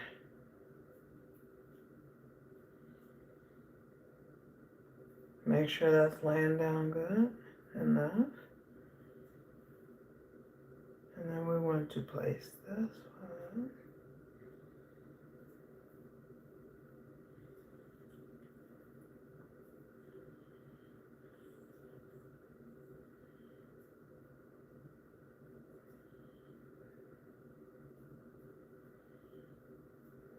I can't wait till we get to the fun part. That's going to be styling it, eraser cutting, and all that. Yeah.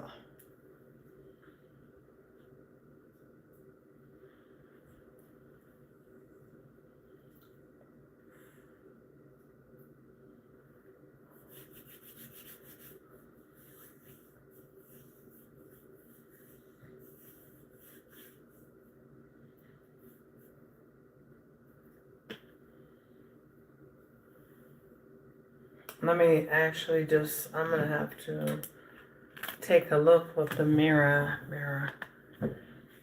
Make sure I'm not spacing it out far or anything weird. And that's not, it's good.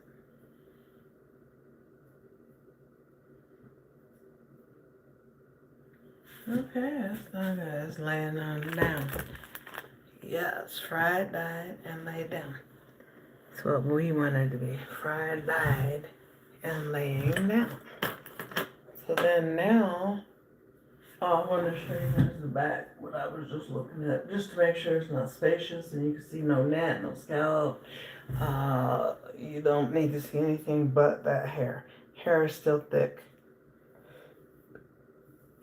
And so that's why we still aren't done. We're going to go in, we're going to razor cut it, and we're going to make it into what we want it to be, what I want it to be. Because it's my head, I have to wear it. When you guys come in and out, can you guys hit the thumbs up, please? Because I'd appreciate that. It really helped my channel a whole lot. And I've noticed that. I didn't really know that before. That's why I guess I just started like, let me just ask these people to give me a thumbs up. Because it helps my channel. I know it motivates me to make more videos. Because it's like, well, people hit the thumbs up, that makes it like the video. You know, and if people sitting up there, you know, I guess visiting for a certain amount of time, they must like it. And that's that.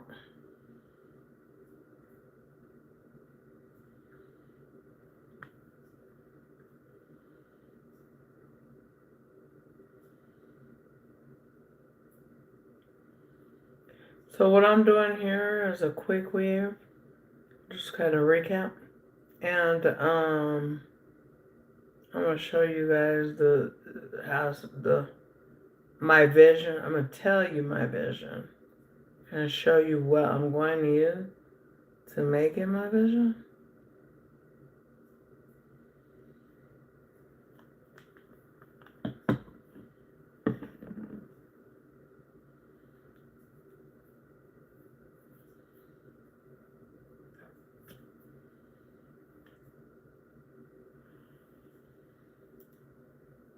Yeah, let me place this piece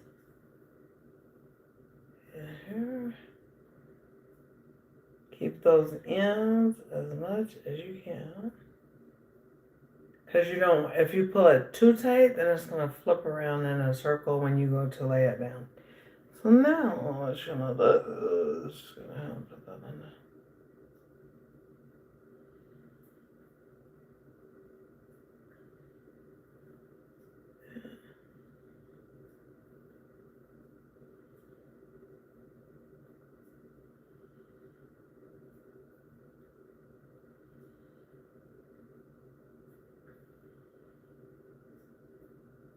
And to those of you who have already hit that, the thumbs up, I appreciate it too.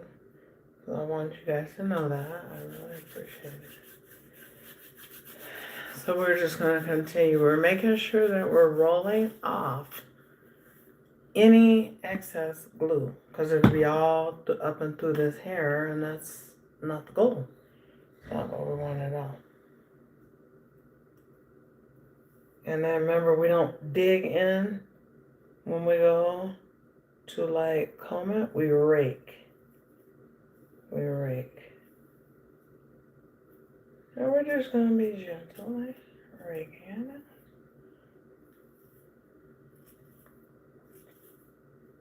See, I'm kind of almost there. And I'm gonna go straight down, because what can happen? You can pull it right on out.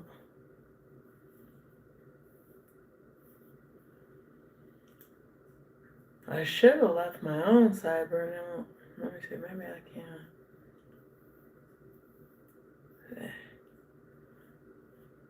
Maybe I just add a little piece of hair more, because maybe I may want a more of a wisp of a sideburn. I'll show you guys how to do that as well.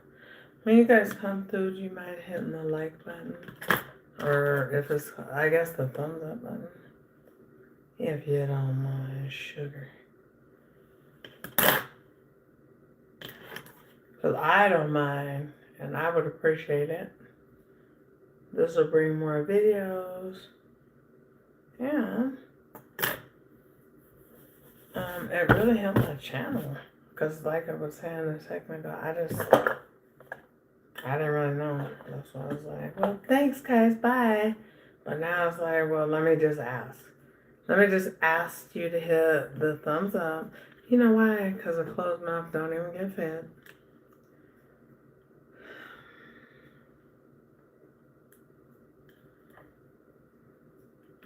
And this is rather curly, so I gotta be real careful with this piece too. Ugh. So what I'm gonna do is kind of put a tip.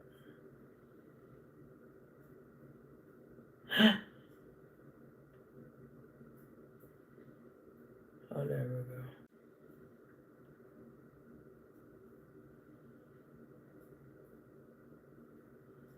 No, oh yeah, somebody wrote, guys, let's surprise her with money.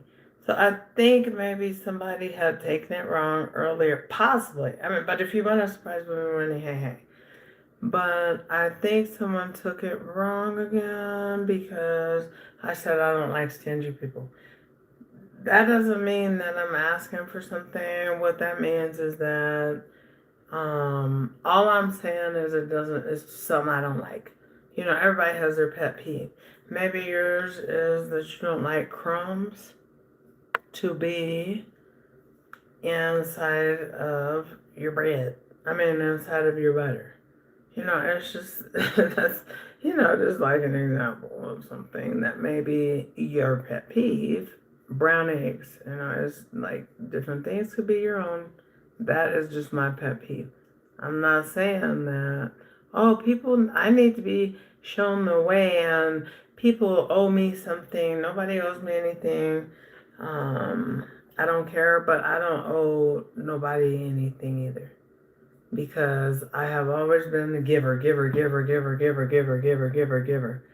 And some things that I have heard when I was younger is that there was some people who were stealing from me out of my wallet and stuff.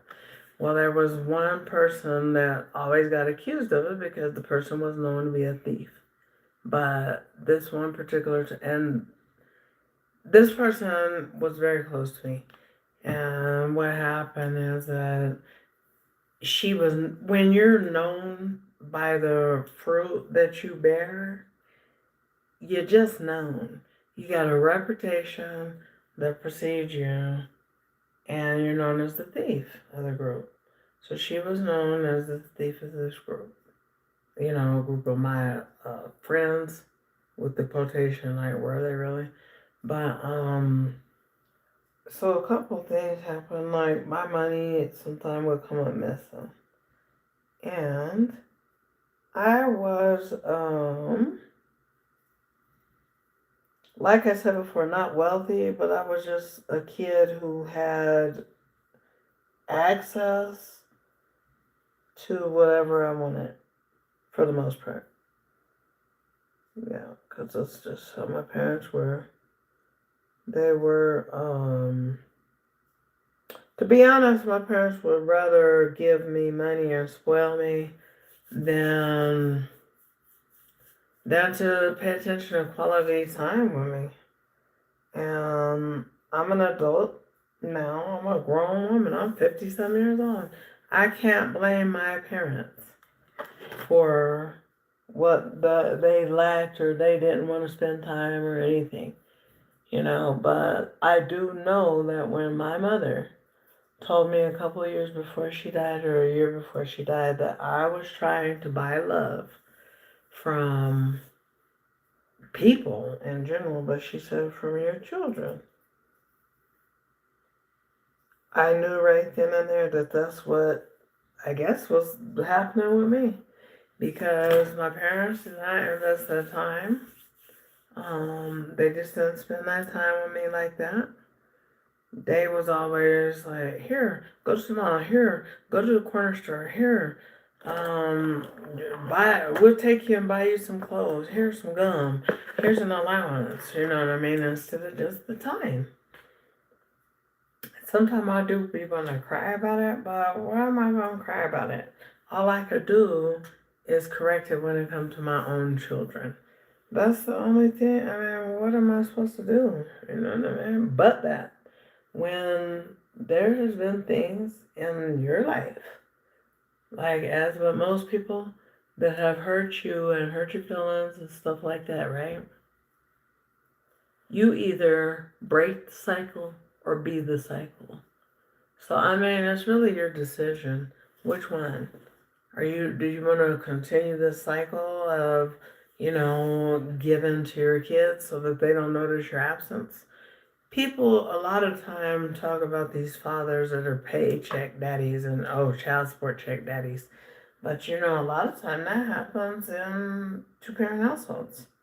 You know what I mean? To where you're just giving your kid. Wealthy people when they get all that money and stuff sometimes, they don't want to be bothered with these kids. Not like that, you know what I mean? So they're giving them kids anything that they want to so that the kid don't really need to be up in their face. You know what I mean? I know the story. I know how it goes. That happened to me. I'm not wealthy. My parents weren't wealthy, but they had enough to be able to just shoo. You know what I mean? And that did not really make me feel it just kind of just really didn't make me feel good. Now, it made me feel to a point where with my husband, when I realized that at the time when we were like just going together and just getting into a relationship, I started realizing that he was like that. He wanted a relationship, but he didn't really want to invest the time early in our marriage. And I told my husband, I said, I'm used to having had the financial and monetary stuff on my life. I don't want that in a relationship. It doesn't make me content. And it doesn't make me feel good. It just makes me feel more like bought off. So that, that's just what it is. Like, I should be happy because I have money to spend that day. Or I could go to the mall that day or something. But that's not always happiness. And like I said, all money, it ain't good money. I don't care where it's coming from. All money is not good money. And at the end of the day, I'd rather have the quality time. So what I have been doing more so and trying to do is spend way more time with my kids because my older set of kids, I spent way more time with them than I spent with because I have two sets of kids. I have the older ones, the adult ones, and then I still have three minors. So I have three adult, three minor. And,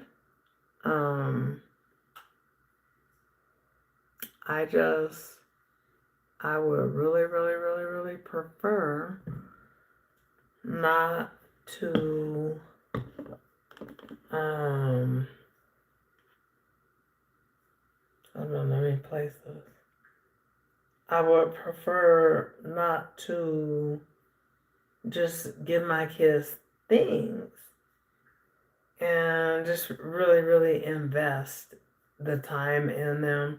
I don't know, maybe it's just because, like, when I had my first set of kids, well, I was younger. And I was a single parent with the first two, my older two children. I was a single parent. La, la, la, la.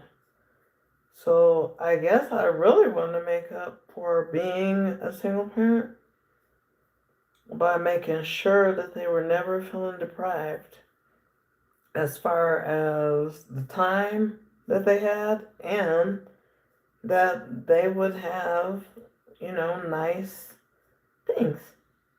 I didn't want my kids just because they was from a single parent or product of a single parent.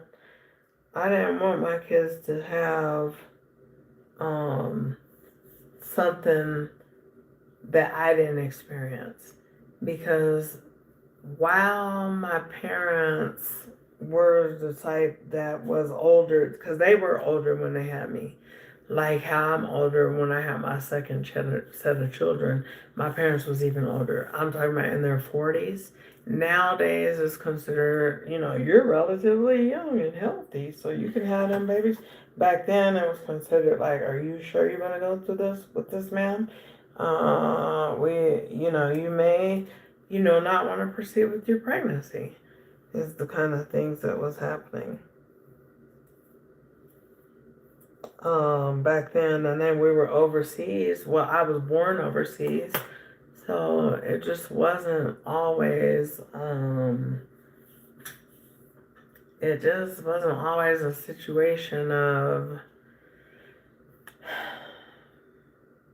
I just want to spend more time traveling with my kids. Going, it don't even have to be spending money. Me and my older set of kids, we would go to parks, we would make picnic food, we would go to the movies, we would go to Chuck E. Cheese. It didn't cost a lot to do. It is important to spend time with your children. And that is what I'm going to always stick to. If you spend more time with your children, that's the less you need to be sitting up there giving them weapons because you get to a point where you understand them and know them better. And they get to a point where they understand you and know you better as the parent. And then you have a better relationship with your children because you have a better understanding. And once again, it goes back to communication. Communication ain't just about you and your man. You and your mama need to have better communication, and you do. And you do. Because communication leads to everything. More trust, or trust periods in some cases, but yep, it leads you to a lot more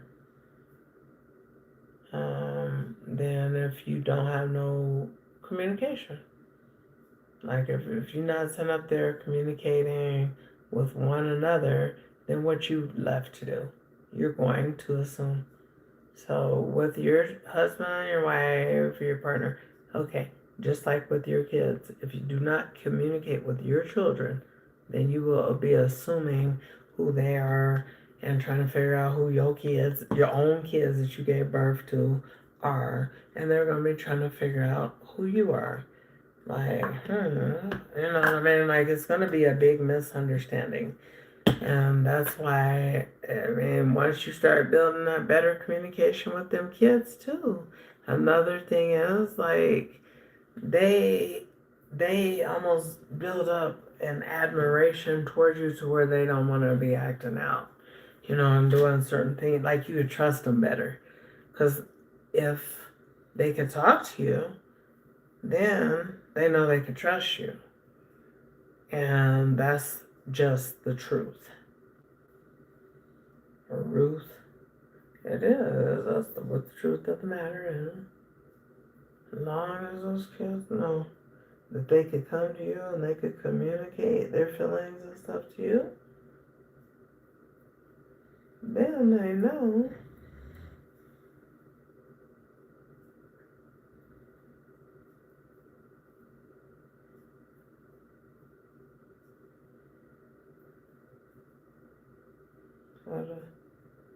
Can't be talking. Can't be talking and getting that track lag. We gotta keep it quiet.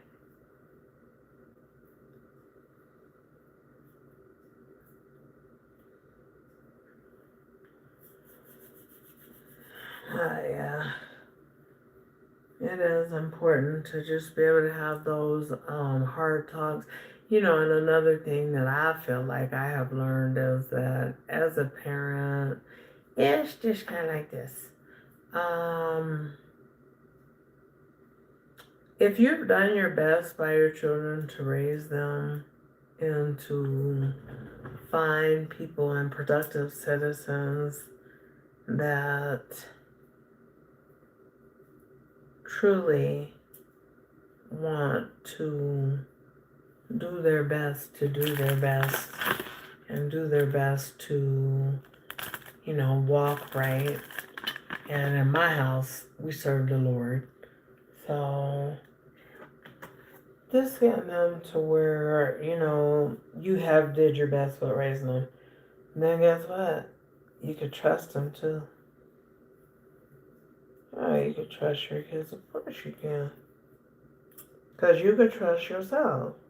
You can trust that what you taught your kids was your best. And it wasn't nothing bad. It wasn't, you know what I mean? It was your best. Yeah, I'm going to have to put a piece of hair because I don't like how that's just kind of like laying. I don't think I like that. So what I'm going to do is kind of see if I can get in there because I don't want to land on my actual sideburn hair or anything. But I want to kind of like tuck that back a little bit. And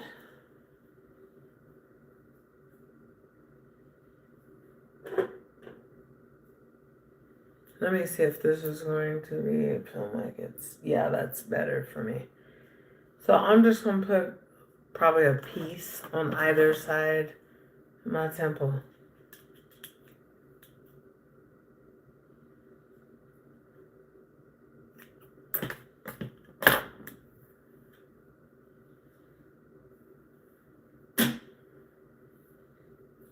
So yeah, we're just going to take this and we're going to probably cut it just perfectly in half. One piece for one side, one piece for the other side.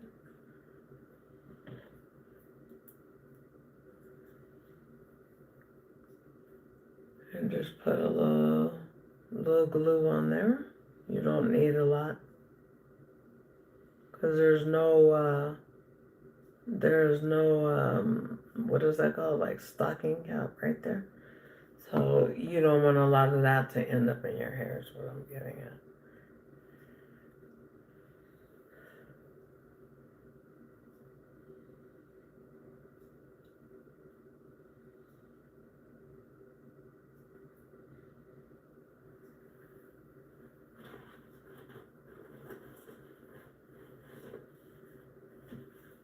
Where's it's my little favorite. Yeah, here it is.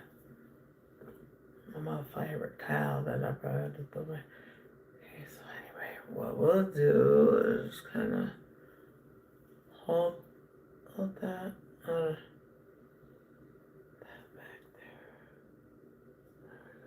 Pop that in there right there.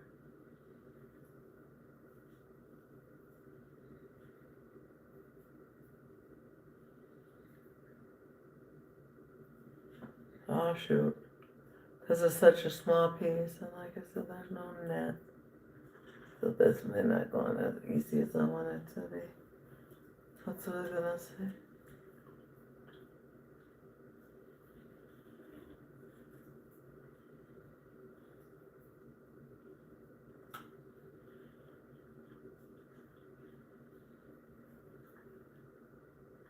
Because I do want it to be a little wispy right there. So that, the net allows the glue to adhere a lot faster than when you're putting it on your scalp or your skin right there like that. So that's what's a little bit annoying, but I can't have it down far on me because... Stop doing that. Stop it. Stop, Junior. Stop. Stop licking yourself like that. That's annoying me. Oh, I can't take that. Stop it. Or go out and do that. Okay, thank you. That's what I said. I know dogs got to clean themselves, but my goodness. That's aggravating me. That's like when the fan is on over the stove and you forgot you turned it on, but it's been on for 10 minutes and it's just something is bothering you, but you don't know what it is. Yeah, so stop making those noises. Okay. So anyway, over here, we're just gonna take a little bite.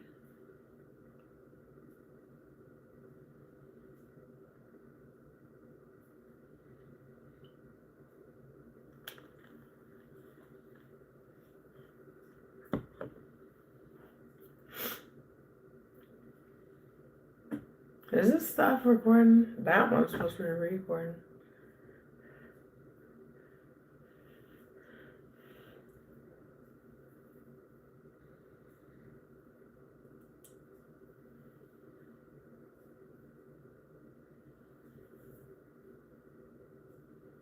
There's da.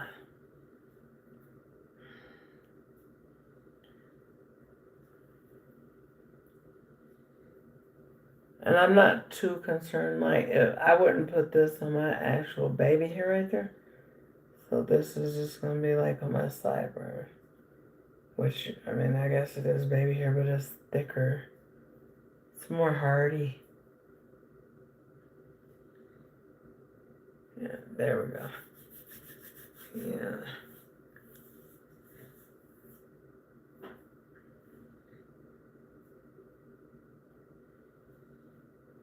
And then now I have to look at the position and make sure that when you're doing your hair and stuff, or anybody's doing your hair, even if it's your ponytail, make sure that you're kind of positioning it to make your head shape look good.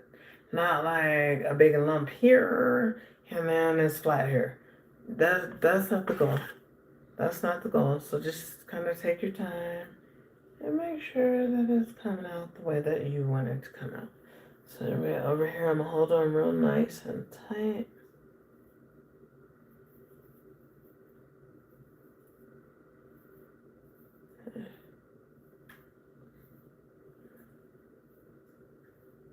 Could even use another piece over there, but I'm not because I just,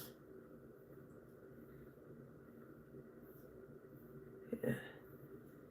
We'll just kind of thin it out, and then what we'll do once that's thinned out to make it a little bit more wispy, we'll go under and put some edge control, and then you'll see.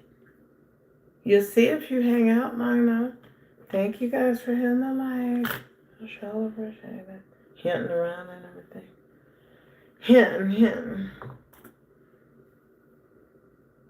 Okay, so we need the next spot.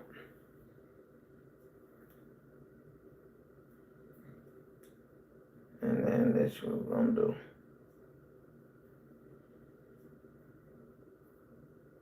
Okay, because these are some of the pieces that we had to cut down.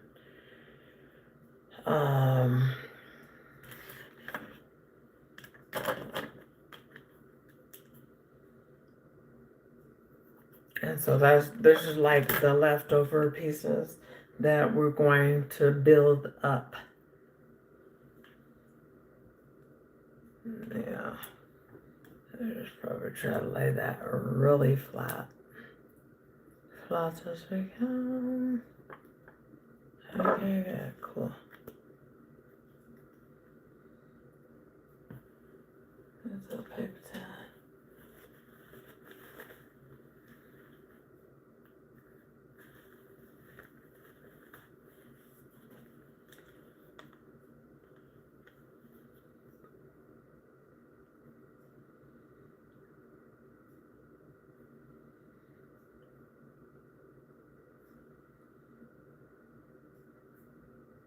Yeah, it's almost like the stocking cap just makes it like just adhere relatively fast.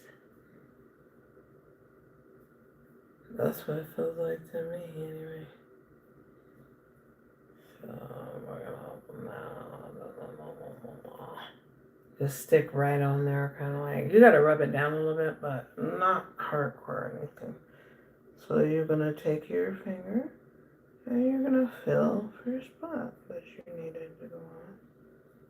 Yeah, there we go. Boom. This meat and stuff is so expensive. I'll never know why I sit there and lied to y'all talking about I was gonna make a prime rib for the video. Shoot. But I did get a brisket. That thing was $100.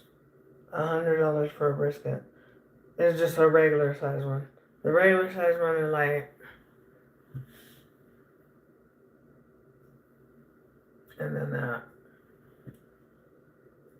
So the regular size one that you would see somebody if they're at a restaurant they grill.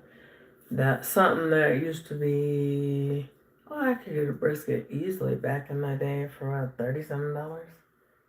Not no more. Not no more.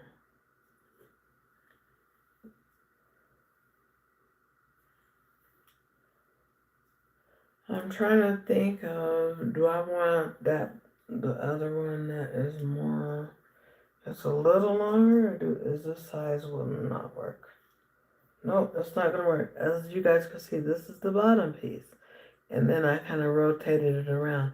If I use this bottom piece up here, it's not gonna work as good as if I move on to the size up, because I still have to layer that in, although I will be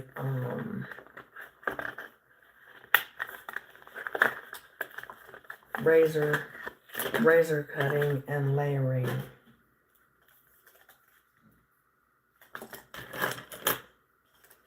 All right.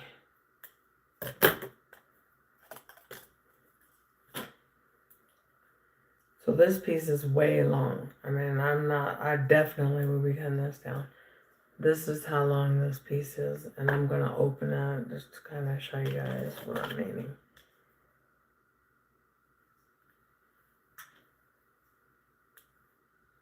Let's see, let's open it up. And it's like, to me, it's definitely too long, because I don't want to have to cut quite that amount or anything, but we'll make it do what it do. Okay, see how long that is? As far as the curl, it's like really long.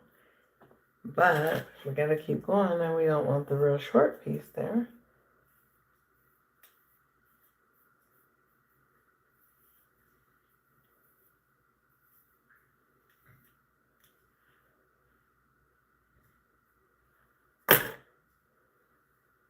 I wish I had a cape. But every time I have another little neck cape, just the people be jacking me as let me see. That's what they do. That's what they do around here. Because I don't want to be having my neck itching in case let me see if I have a cape.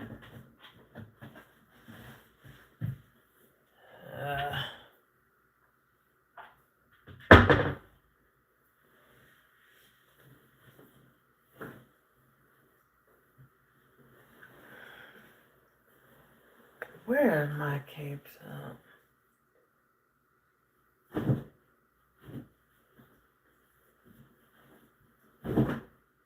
Here. Here's my bath towel. So annoying. Cause this is my bed towel. Yes, it's pretty. But anyway, I flip it inside out. And then I'm going to show you guys. I'm going to start to demonstrate the razor cut process.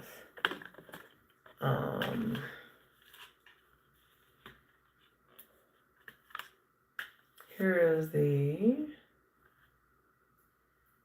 this is the razor cutter, and this is what they look like. I think they're about $3 at your local beauty supply.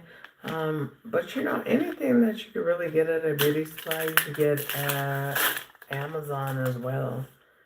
Sometimes the prices are better at Amazon, but sometimes the product is deceiving too. So you gotta check and see how, I guess, the dimensions of certain things, and then the weight of other things. They be playing in there. So if you guys could see, it's kind of like out, in. Well, right now, early on, I could tell that that's because of my ears there. So I'm going to go ahead and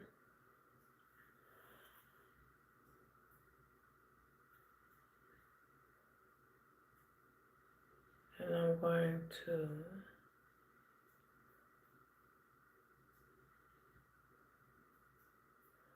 going to angle it, and I'm going to cut. Now this is not going to be a blunt cut. It's not going to be perfect. I'm going to go back to about right there where I know the tip of my ear would be.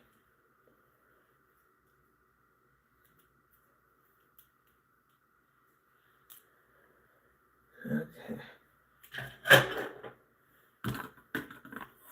And then now what I'm going to do, I'm going to come up behind my ear.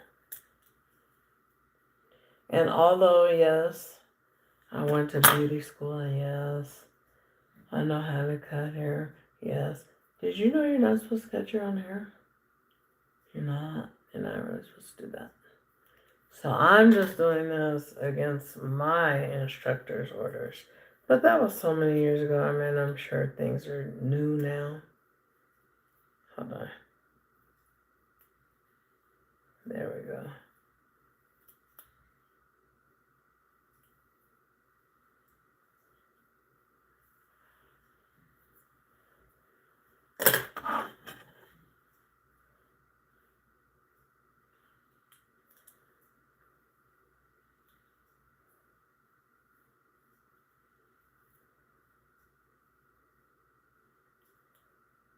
I don't want to cut my hair, so yes, I will be taking my time to fold my hair the proper way. And it feels like there's a little piece of glue back there. Remember we talked about that? That you can apply some glue through there. And that's why as you're going to be combing it loose to make sure you don't run into this issue. Which is not a big deal. It's not a big issue or anything like that. So anyway, now, and this is how we hold our scissors. This is with the little hook. Does your pinky rest on there? It makes it easier to control. So you come up from the back. Ain't no business, I don't know. Ain't got no business cutting my hair the way that I'm doing it. Let me see here.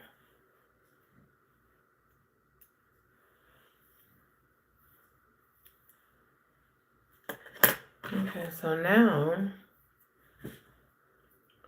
I'm going to start going in here.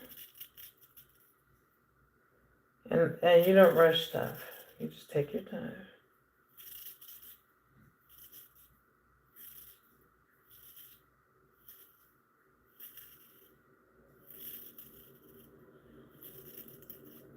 There we go.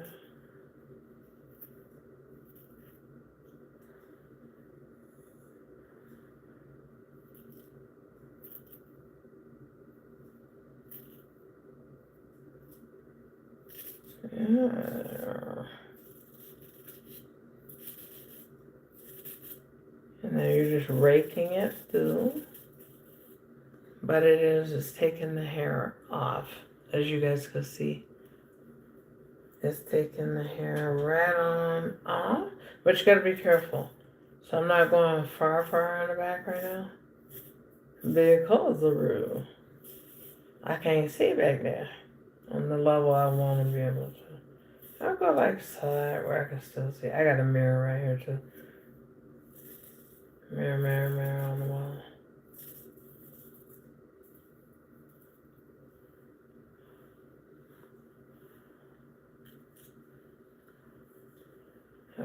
So we're gonna just continue on, thinning it on down.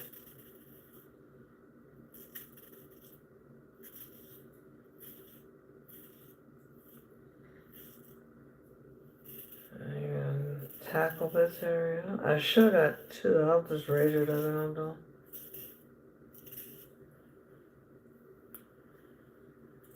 And I'm gonna show you the difference between one side and the other and the bulkiness. La la la la. And I think I'm gonna give it a little bit of a feather right there. See that? Kind of like a little feather-ish. So how I'm achieving that is coming in the direction that I just want it to be feathered into instead of straight down, straight up, straight to the side.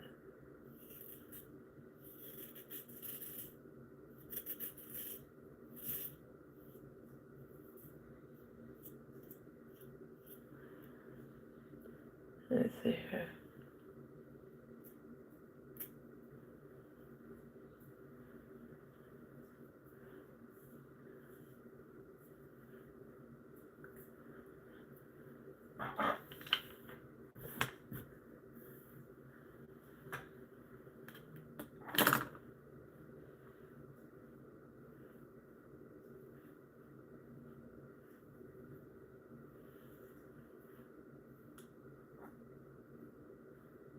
So see this side, oh, obviously, versus over here, the bulk.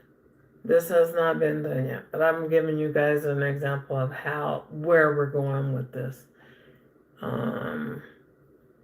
This look in the middle of the night, who's ever there, y'all hit the thumbs up for me. Keep me awake. Please. So anyway,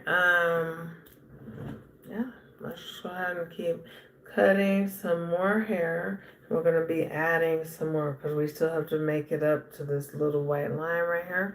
So let's just kind of move fast and hopefully do it and be done.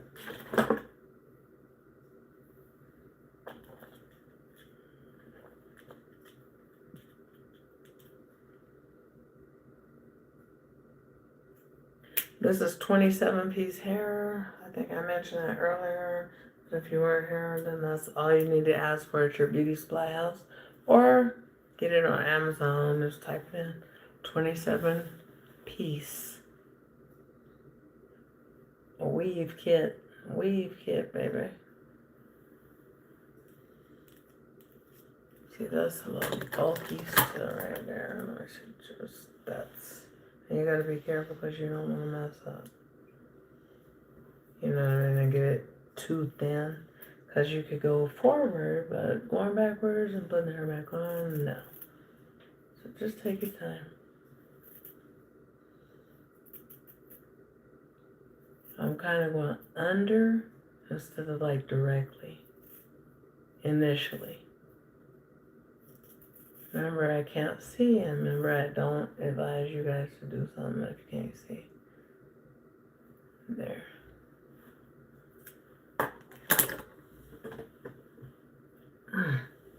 Back tie.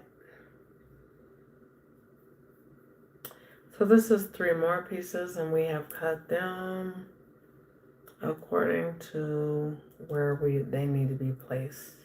These pieces. And if you have a more curlier piece like this, you want to cut that off because it's just not going to lay down good. It's not going to lay flat. Take that piece on off of there with the tip of your scissors. Make sure if you put any cuts that you're removing the excess hair.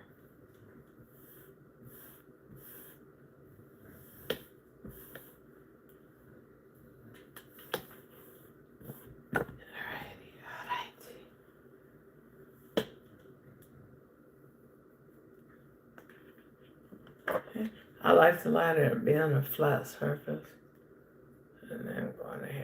put the glue on. It's really the track. I'm just gonna say what it is. The track, honey.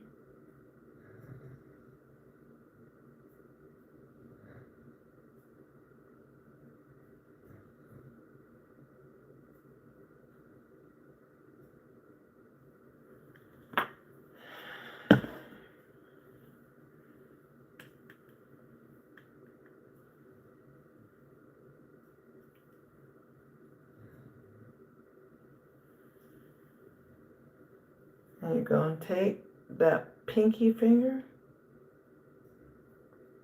and what I want you to do is feel where it's lined up. You see how I'm touching? Yeah, it's lined up. And now lay it down.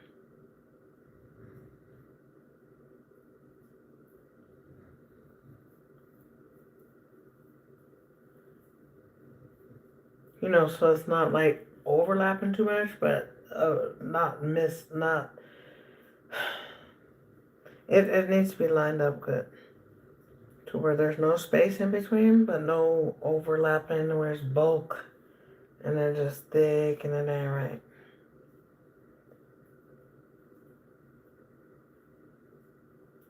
Line it up, line it up.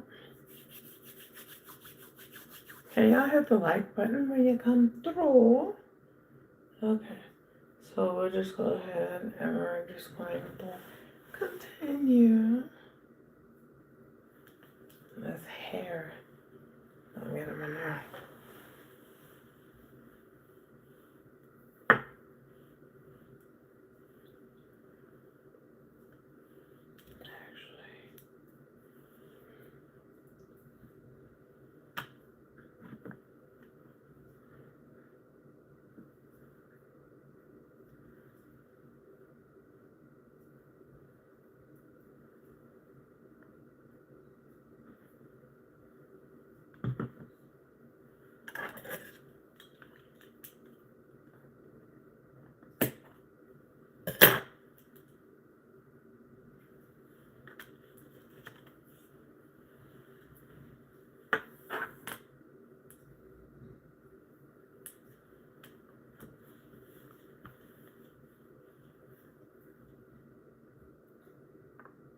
What is this going to take me 3 hours? And then jokingly, I said, at first I said, I bet this will take me about an hour. I was like, no, about 45 minutes to an hour. And then after that, I'm like, what if it really took me 4 hours? And now we're going on 2 hours and 34 minutes. Plus we have to style the piece that's going in, the long part. And I don't want to know any kind of way. I just can't think of how I want to style, but I do. I think I want something just really cute. Maybe I'll wand curl it at the top and almost have it like a mohawk, but not necessarily.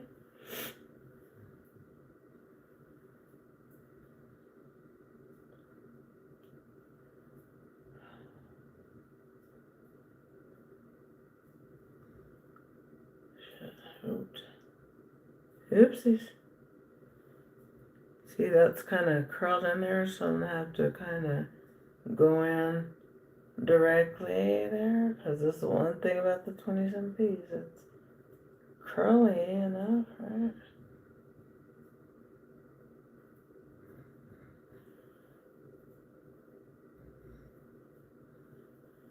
And now I'm going to just make sure I feel for that.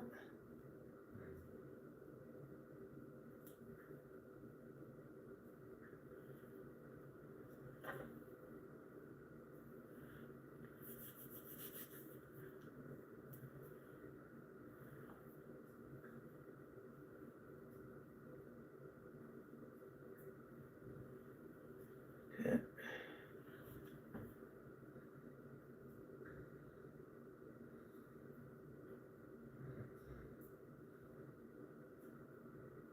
I'm trying to think of, do I want to use the long part at this time?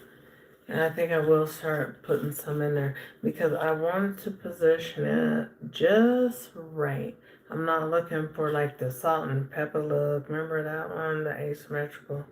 No, I'm not really going for that. I'm going for something with some volume at the top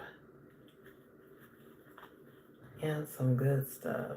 So I think we're gonna start going in with this longer hair right here.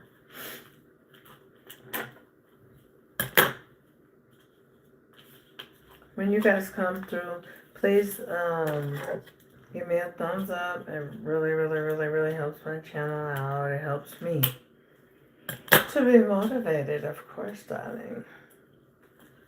Because don't nobody want to be unliked. I just want to take this hair and add a hair. Okay, alrighty. So I'm not sure, I'm not gonna need no whole pack of this.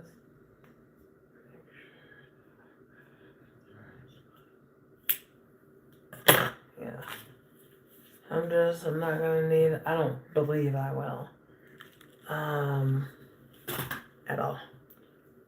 So anyway, what we're gonna do is we're just gonna begin to take this and remove, remember, any excess hair.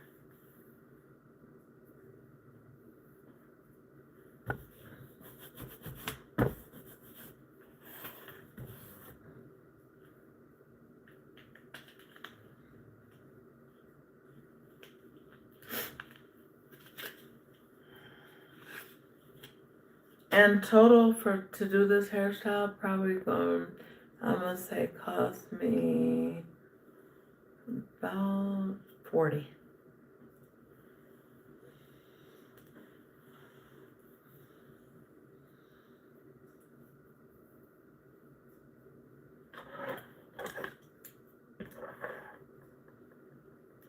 So we have some little scragglers. Cut all that off. Cause it's gonna be anyway.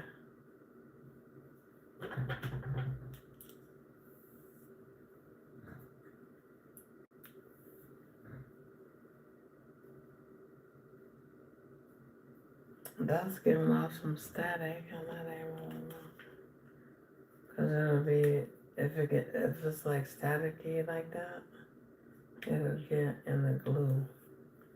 So just put a little bit of foaming cream. You just want it to lay down quickly, nothing heavy.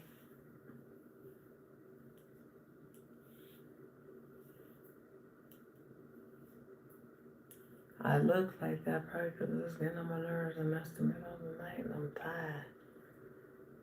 Okay, let me see which angle I want to be going in at. Right here.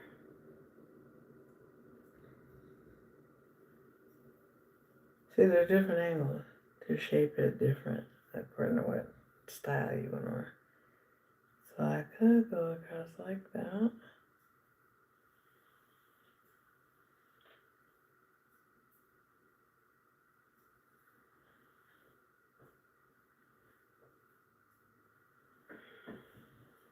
Or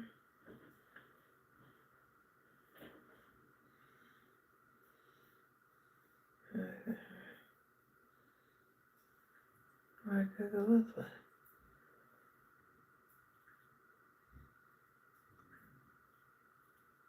Or I could go angled about like that.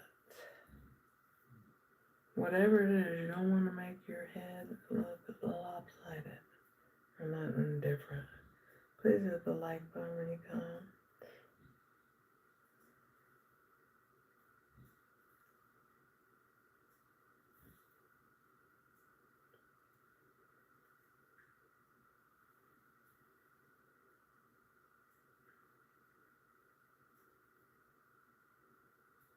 No, because that'll bother me in my eye.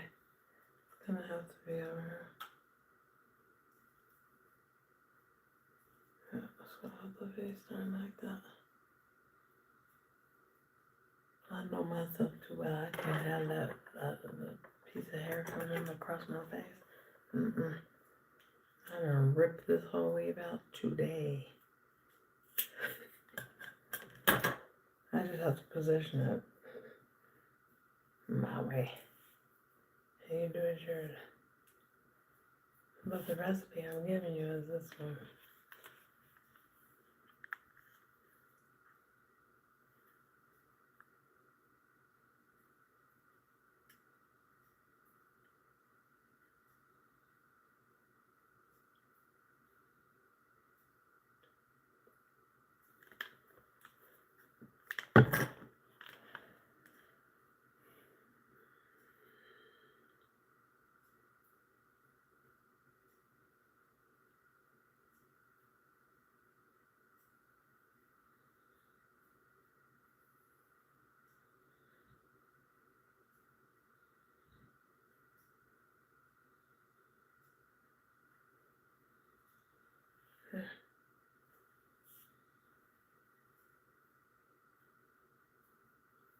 Make sure you're rubbing them fingers together. See how that stuff coming out? That's going to be stuck all over the hair. Just rub it and just dry. Be prepared. You gotta clean up. The little glue balls.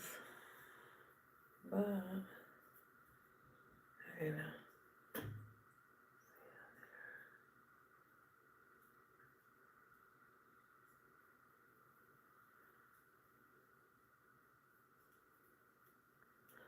I gave it a slight curve according to the shape that it was already going in.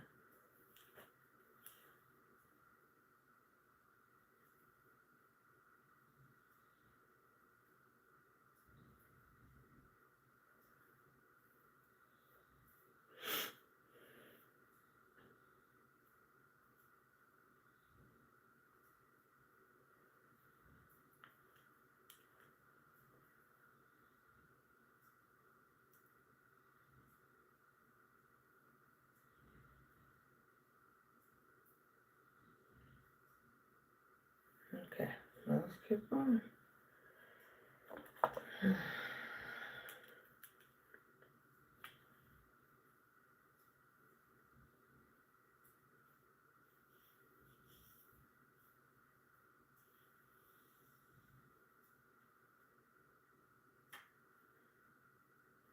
So see, I don't want that angle.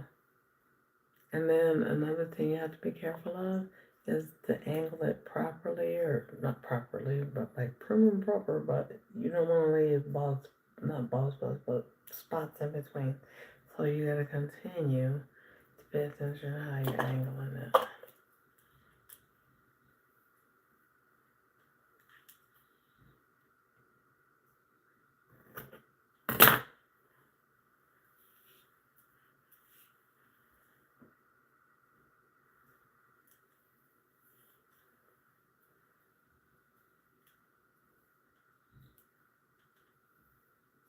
More static, so that's gonna be annoying.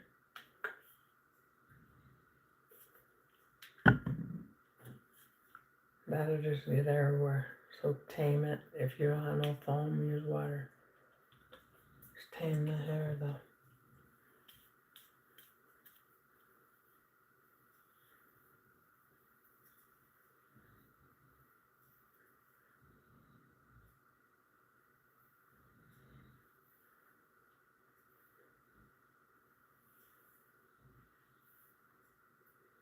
And just for good measure, I'm gonna put some all through this.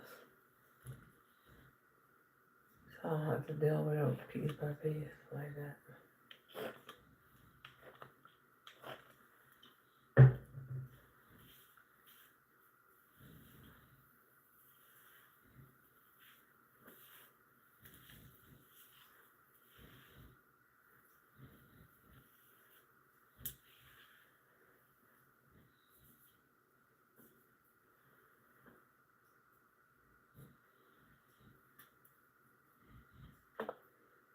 I don't like it.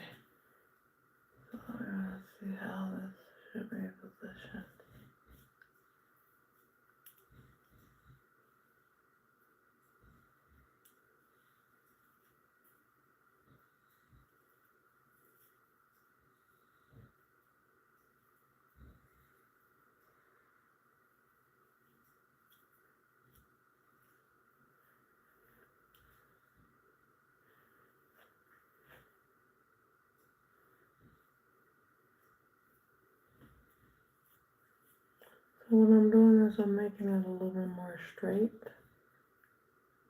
down here. At the front, I'm making it meet. Now this is not like a bald spot. This is that black, the protective, per se, like a mask. That's the stuff.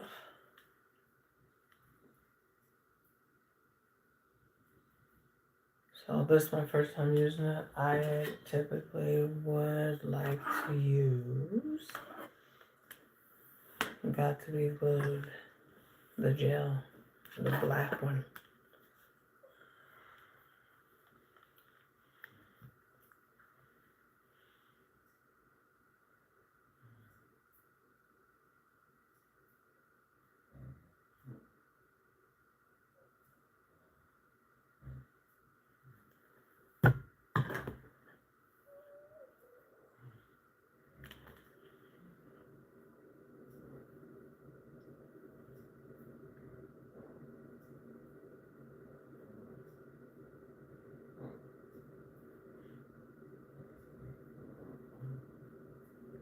Keep rubbing. Don't leave it on yet. It's gonna get all over your hair. So we're gonna be right about here. So trying to make more of a straight line.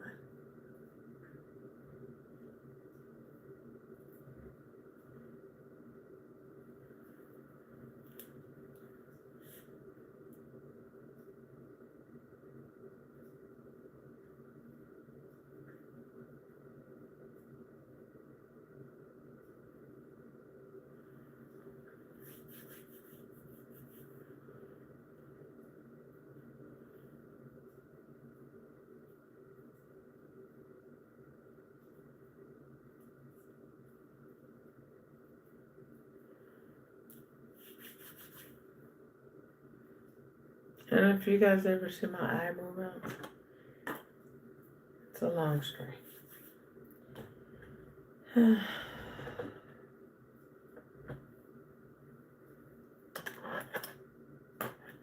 That ain't long. Too long to talk about in one day. I mean, I have told you guys, like, I have the eye stuff to the extent, not really.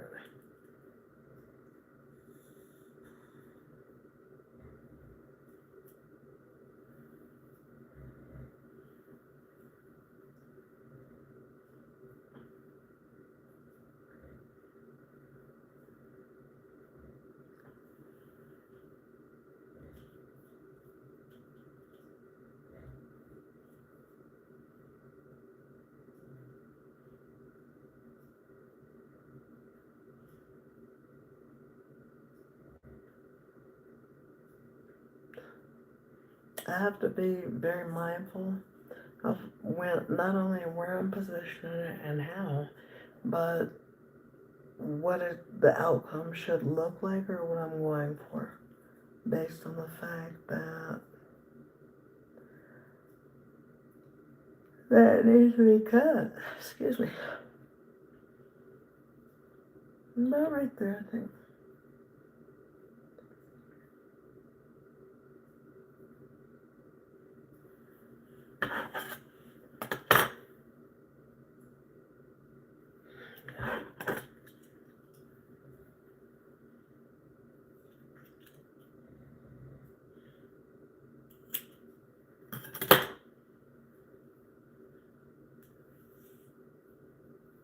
Keep on taking all that extra hair out.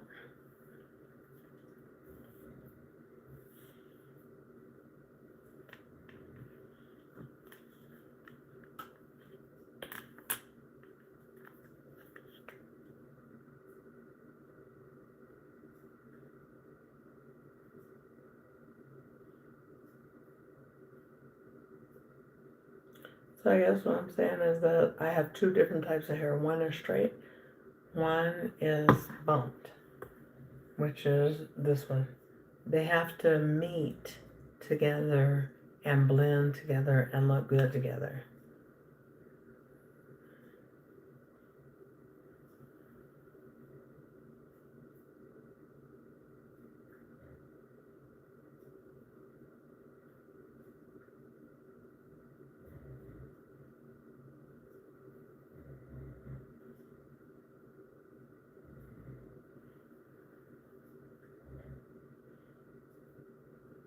Now having this go a straight line instead of putting it in at an angle, I will have the ability to control it if I do want to bring it more towards my face, or if I want to have it back from my face. I know me, I want to have it both ways. And so you'll have that ability versus if you just angle it like that, you don't really have that ability as easy to put it forward, backwards, to the side, whatever. Although it looks like, oh, it's just a straight line, it's gonna do better for those purposes.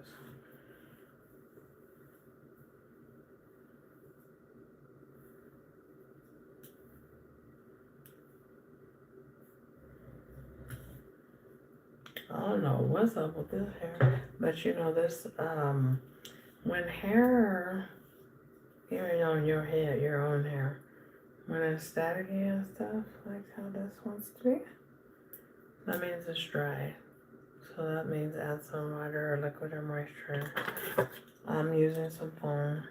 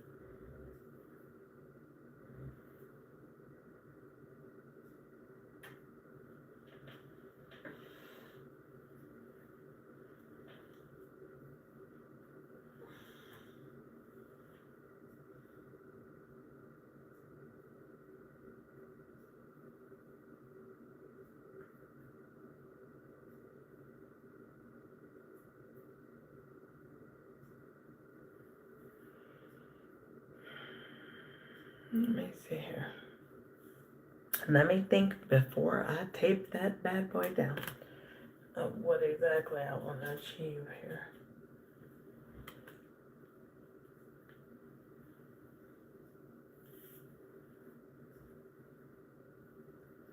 I'm trying to think of the positioning real carefully. Because I do not want to lose control of the hair. And I don't want to do anything like this where I position it wrong and there's splits in it. And in order to thicken them, then it gets bulky. So I don't want, I know I don't want to do that. So let's see if we keep going the same exact line for line. Wait a minute.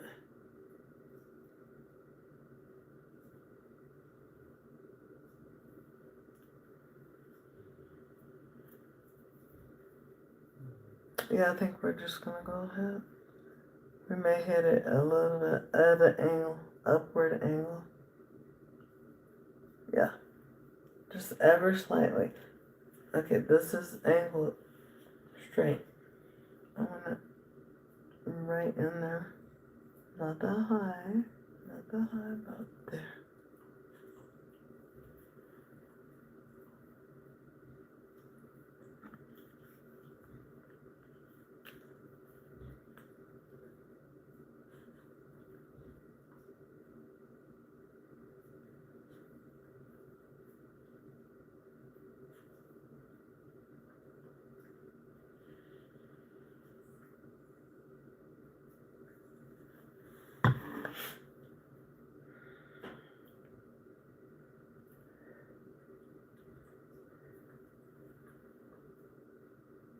Okay, so I want to place it right in the exact spot. I'm gonna take a peek. There we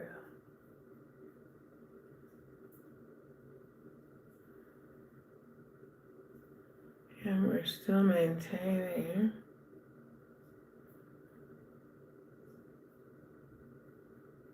about the same line, but it's gonna start being angled upward, I'm feeling. Because I'm thinking I'm gonna want this up here real curly. Like, I'm thinking wand curl it.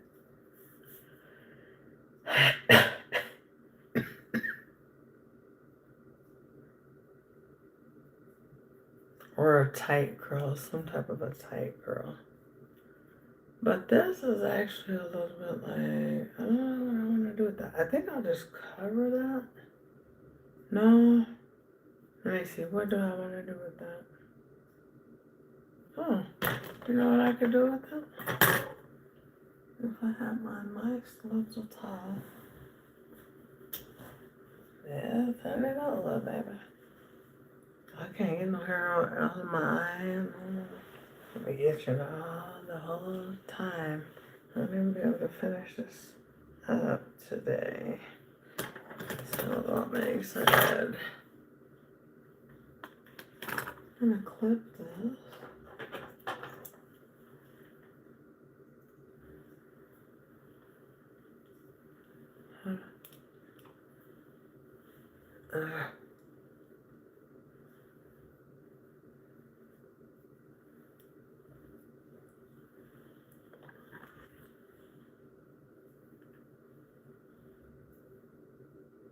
I'm gonna take my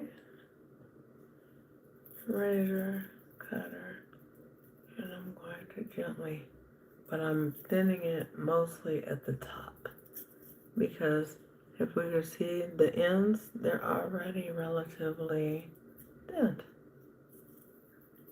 And we'll go over them at the end, but for now, this is what we're gonna do. We're gonna do what it do. On Ray. Make it do what it do, Ray. Okay, let's see, here it goes. I'm going.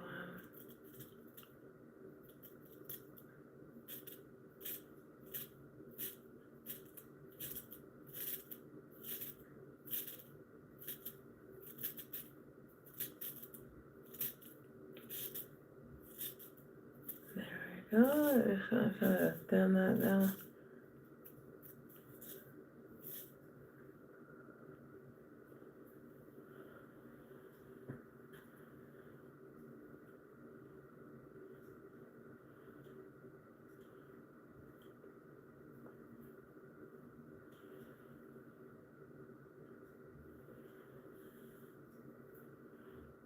I'm trying to think because if I leave that kind of like a little bit thicker from there, it's gonna add a little bit of body under that bang.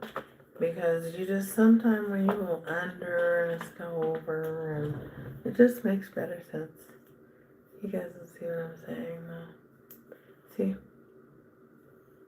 If you could tell. Once this is blended and stuff, under here is going to give me some body.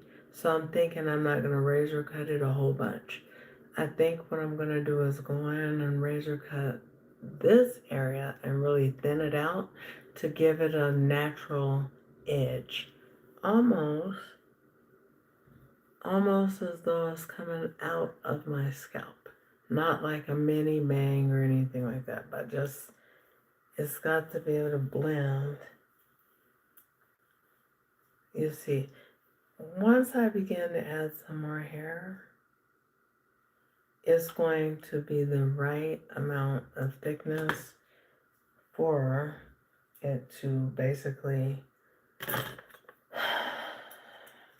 be feathered, not feathered, but razor cut and tapered and all that good stuff with layers. So that's what we're going for. We're going to put some layers. So right now, I'm going to take this little piece.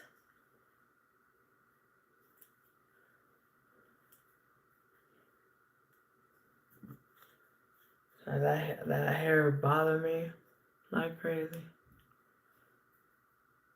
Like crazy, baby. That's why I said, let me not even angle it.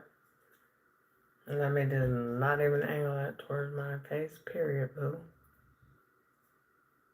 For those of you guys who just joined me, joined in the conversation, okay? Let's see here.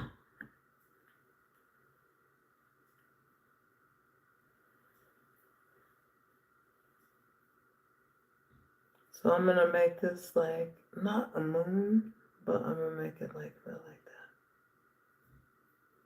Not a C, not a half C, but I'm gonna make it feel like that.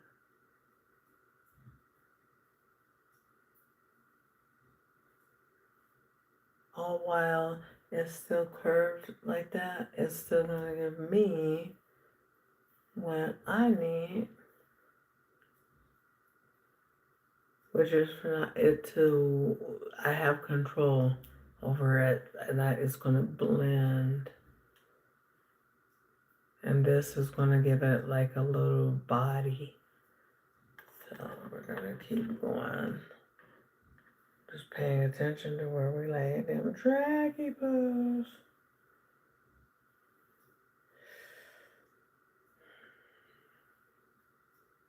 Now we're gonna go back in actually, and we're gonna start filling in this side, because at the end of it all, we're gonna meet up. So let's get some more of that type of hairy poo going. There we go. That's way too big. Okay.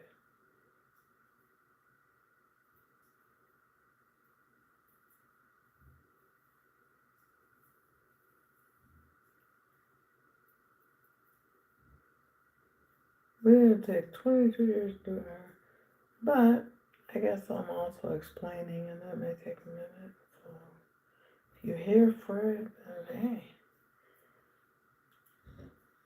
hey, I hope you are.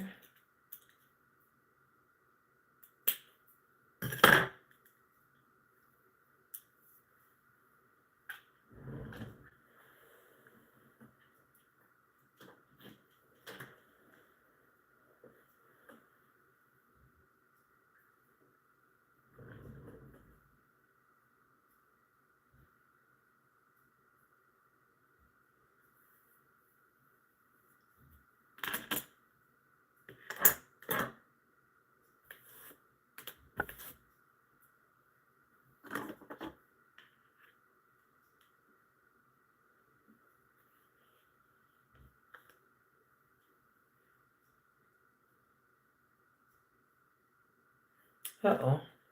Every now and then I want you guys to make sure you're wiping your tip, because it can get quite sticky and want to, kind of move your hair around and just get messier. Messy.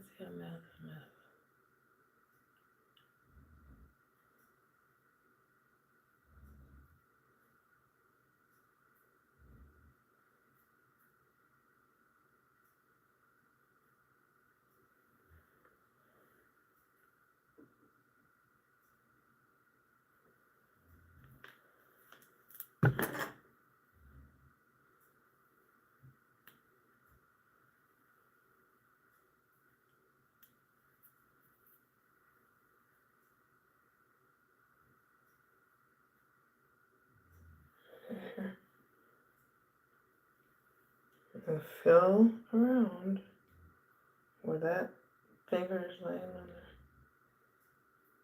there.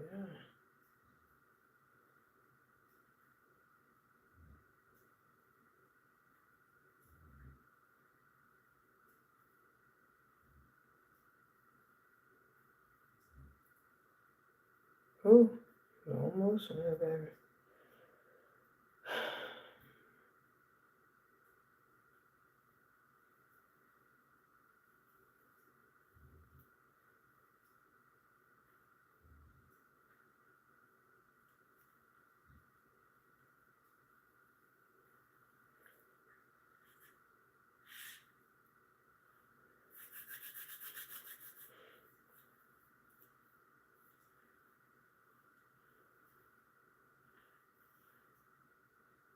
Uh-oh.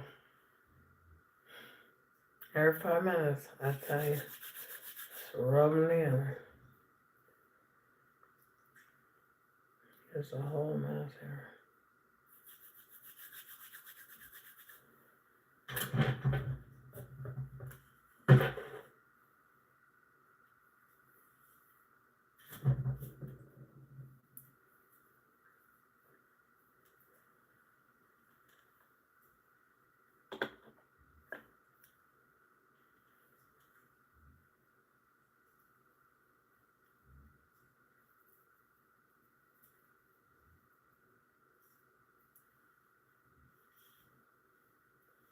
Okay.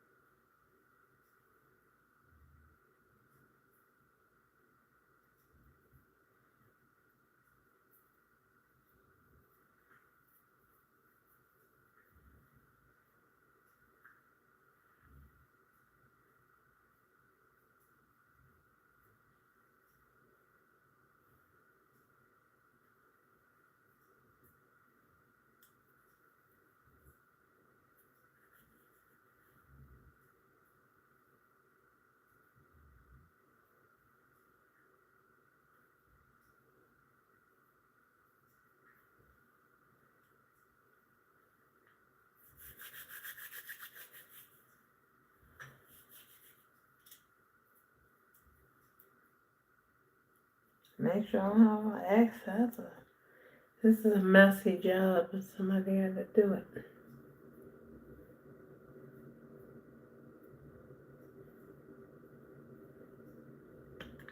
Okay. Make sure you're pressing it down so that it's laying flatter. Because when you put it in, remember it's like, whoop. That's how the girl was looking at it. So you just kind of want to press it down. Like we done been saying, talking about. And then we're just going to take, where in the heck is my favorite comb in the world? There it is. Right in front of me. Okay. So then we're going to rake it. We're just gently raking it down so it takes the shape.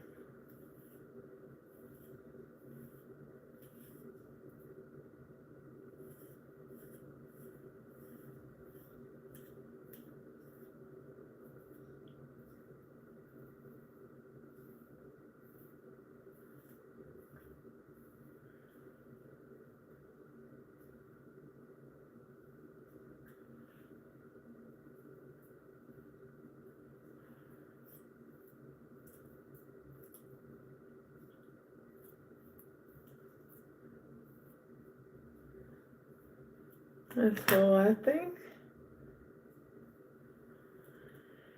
we're still going to want to take this down a little bit. But we're going to still continue to work our way all the way where we meet. And at this point, I know exactly what I want to do. This point, I know exactly what I want to do.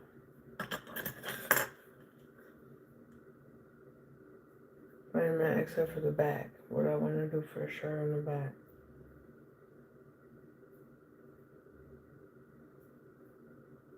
Yeah, I know what I want to do. Okay, good.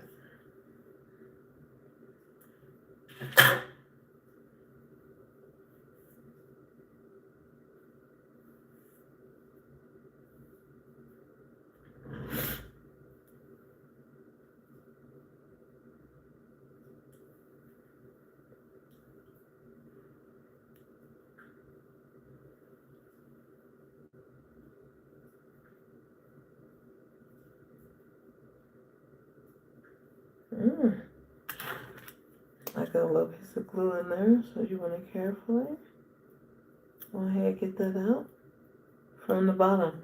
Because if you're pulling from the top and it ain't coming, go under. Just take your time. If it's a snag still, go under further. And then move yourself up. That's why we always say work from the bottom. See, it comes out. There's that. You guys are not seeing what I see out there. Just a little piece of glue I got on there. We don't want that. We ain't checking for that.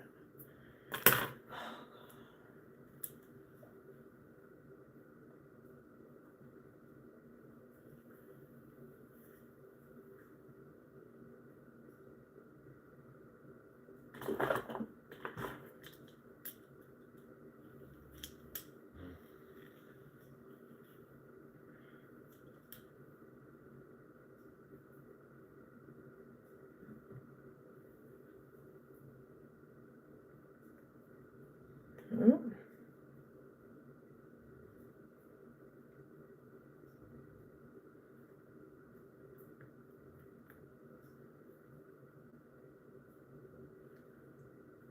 Ah, shoot.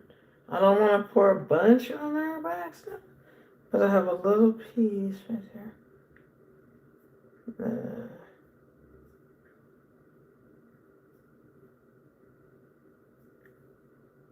There we go.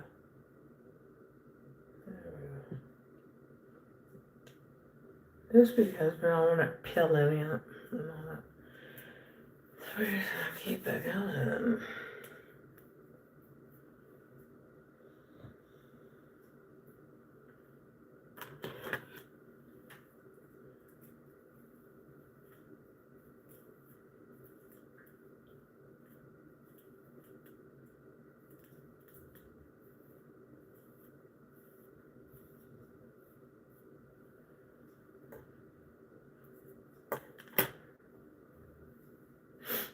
I'm not really talking much because I'm really tired. And we're just gonna finish up. But basically what I'm gonna do is I'm gonna make this part blend in with this part. And so we're working our way up to the top slowly but surely. You know, like going back and forth, like some straight, some bumped, some straight, some just 27 feet. Alternating. So that I don't even know what the word called. Alternating. What the word called.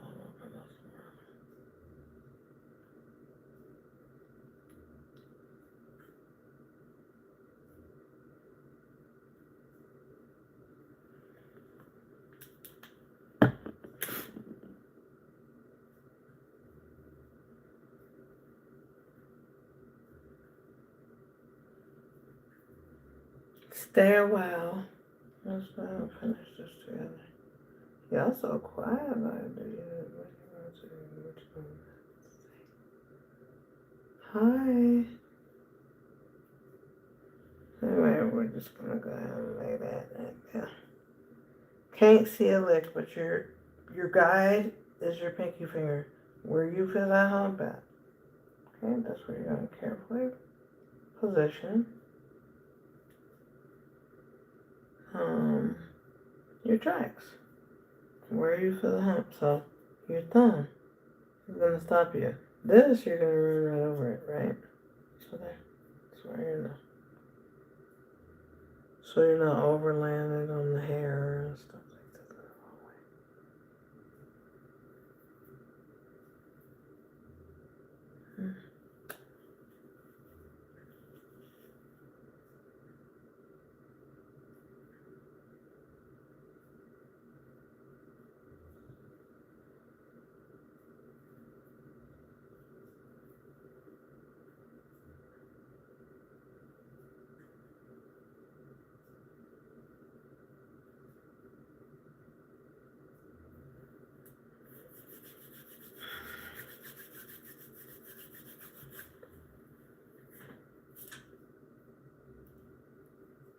every now and then. Get all that excess glue off of you. Please. Let me, actually, I'm going to stand all the way up so I can see. Oh, let me sort back.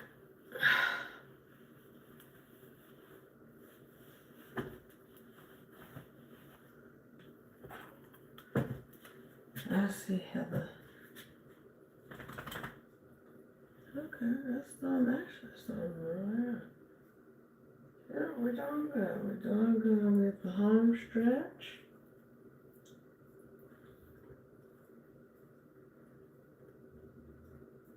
Oh, that's gonna be cute. Okay.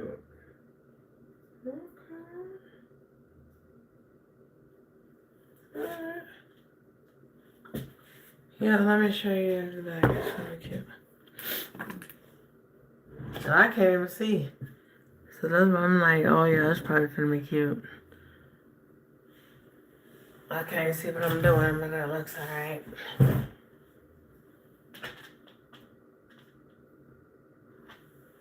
So anyway, we're gonna keep on going up. Trying to figure out what side do we want to go and work on a little bit more over here.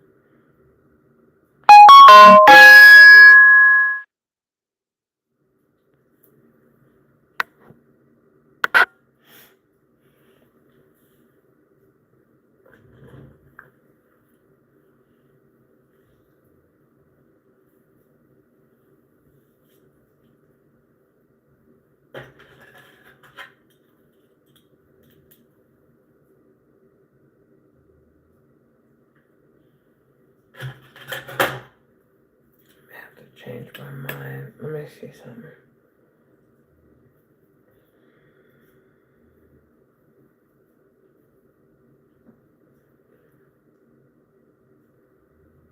Okay, this one is good. We're gonna come in, but just straight up like this, and we're gonna curve it over opposite way. Don't ask me why it makes sense, but it should look pretty good.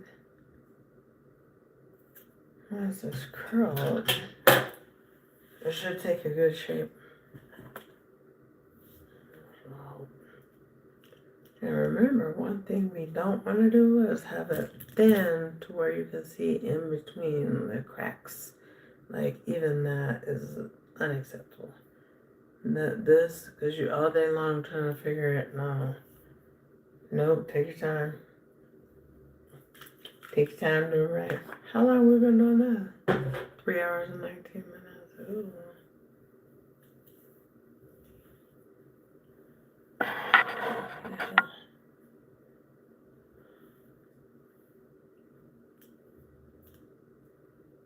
So hi. Hi, everybody.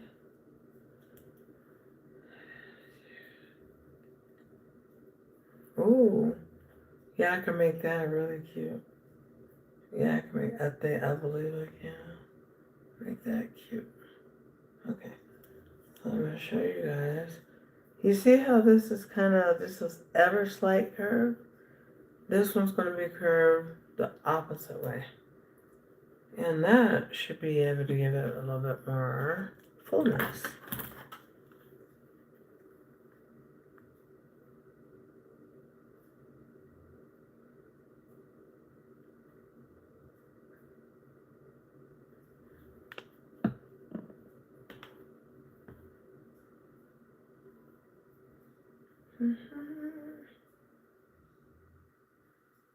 So we're gonna place it right at the edge. And then we don't want too much space in between.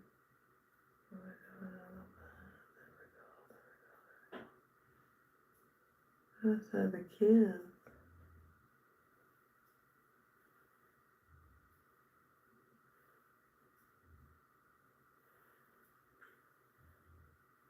See?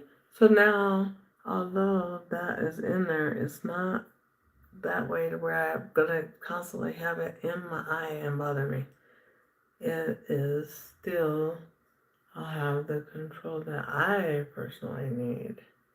to have over it. And we're almost at about the fullness that we may want. We want it fuller in the front.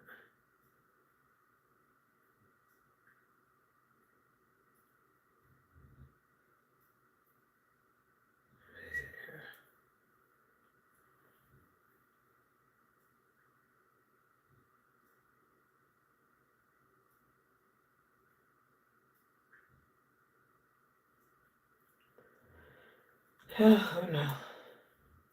Whoever knew? I think I'm gonna put one more row and then we're gonna go back and work over here.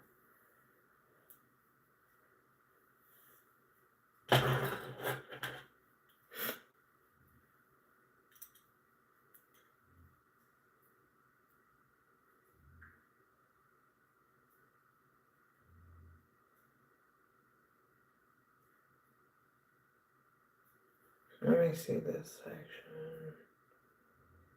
This needs to be just a very small piece right there. Just a very small little piece of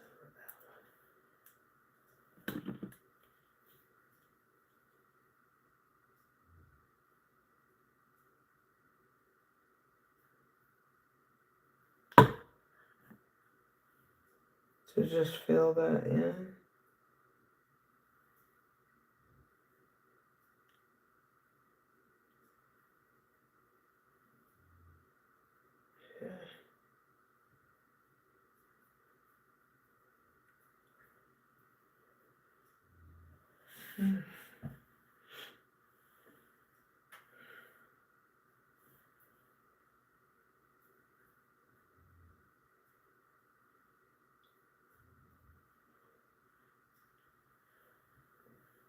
I think I'm gonna just go ahead and finish. I'm gonna stack this back here. Remember your guide.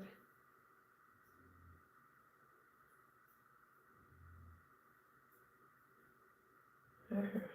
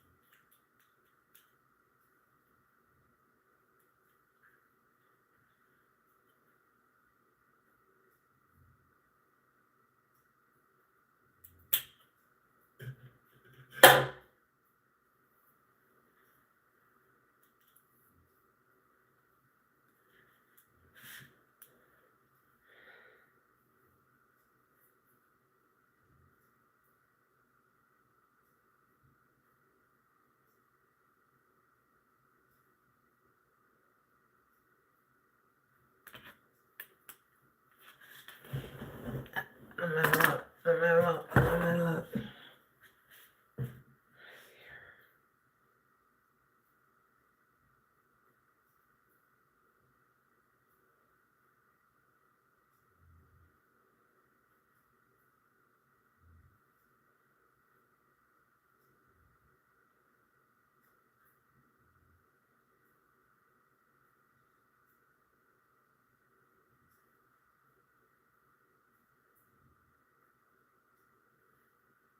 I'm gonna put one more row. Okay, here's what I'm gonna do. I'm gonna take this tiny bit. It's just there.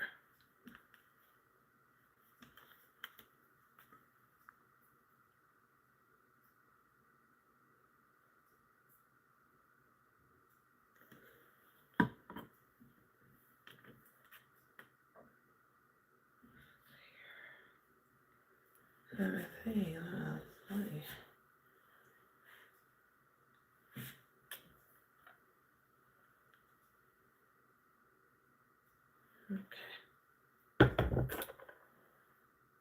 Probably 2 rows like this.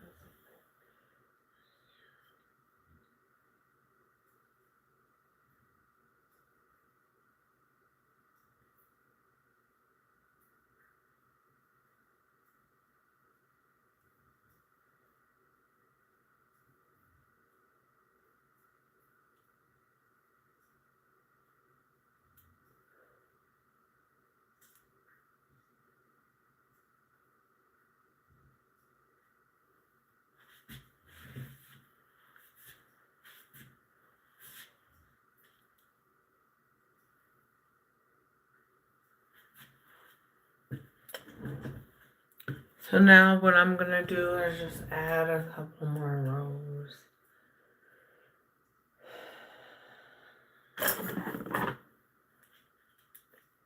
Rows and rows.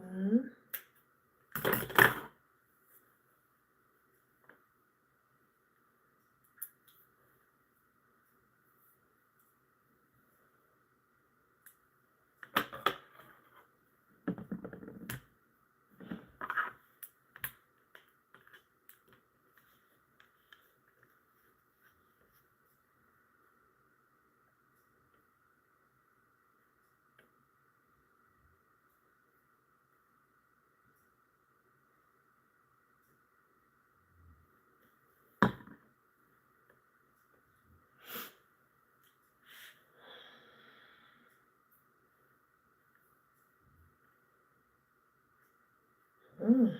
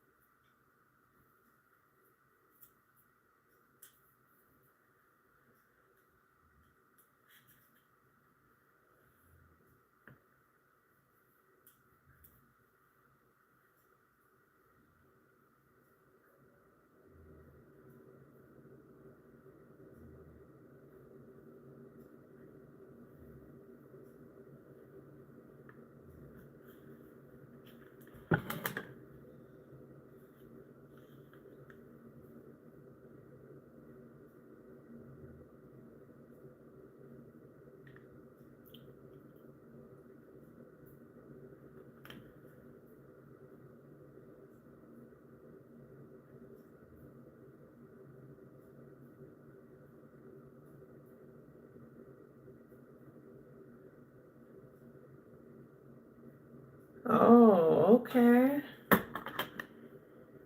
Ah, you wanna be all getting everywhere. Where's my thing?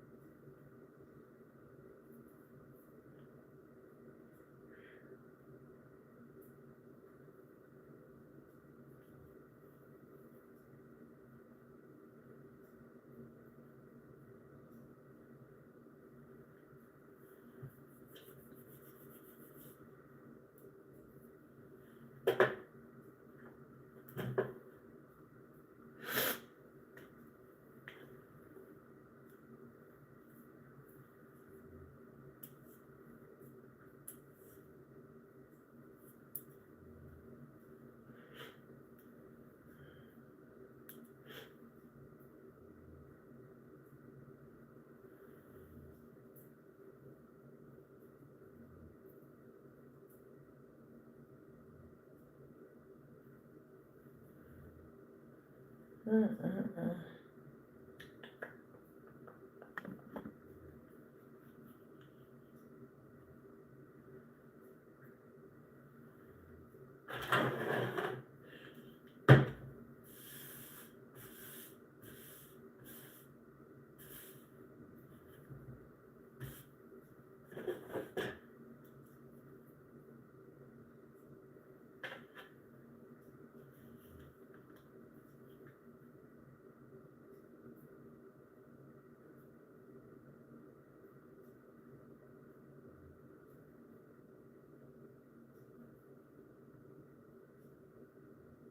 I'm trying to see how fast we could get done if we don't talk.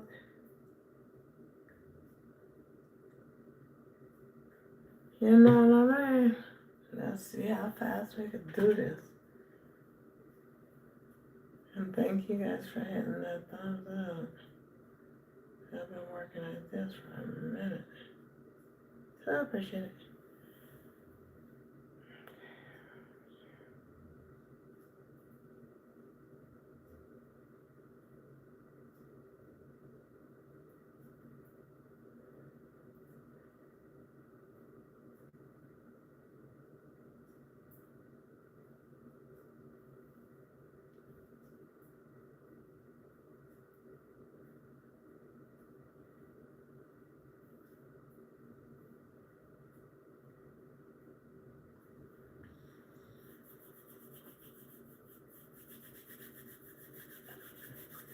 Oh, baby. Don't nobody know how I feel about when I get done. I'm out of here. Hope I can go to sleep. So I get done. Holding on very tight. To make sure I don't glue too much stuff in there. There's gonna be a little bit, but we don't want to like that.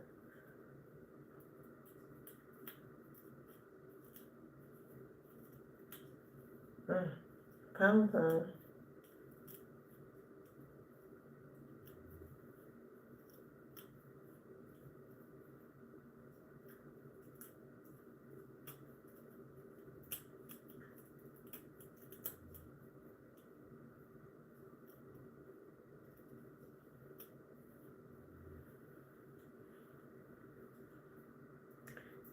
Annoying.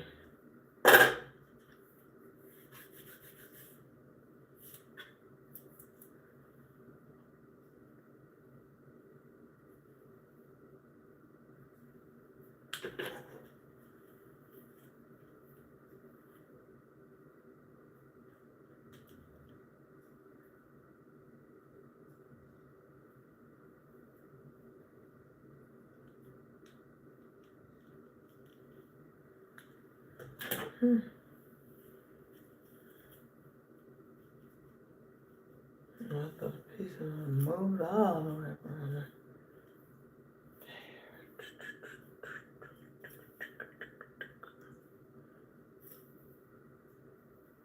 See how that little bit of hair that was left there gives it a little bit of a body to it.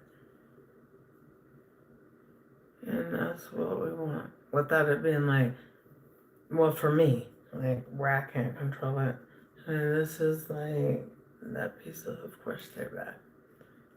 And then we're just kind of be able to shape it. So this is my shape that I'm going to do. More likely than not. Right there.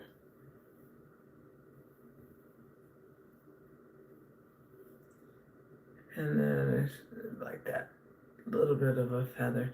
But we're gonna trim it and we're gonna do that stuff. Should we finish tomorrow? Or y'all want me to finish tonight?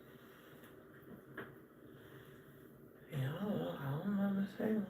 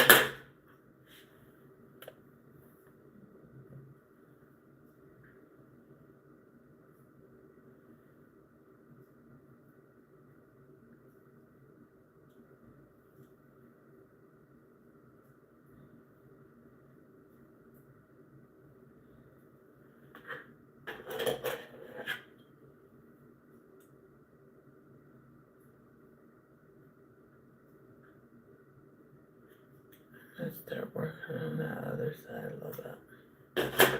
Shoot. I probably will take some Tom or something. Hair pull this hair.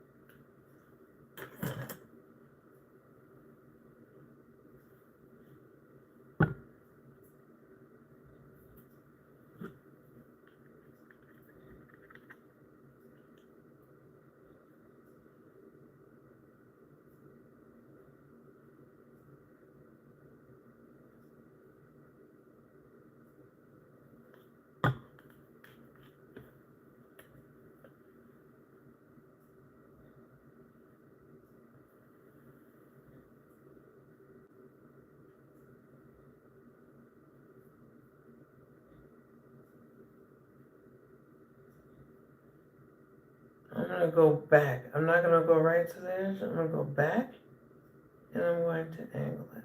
I'm gonna hold it down. So it can really stick down in it here. And then I'm gonna make another C in the opposite direction.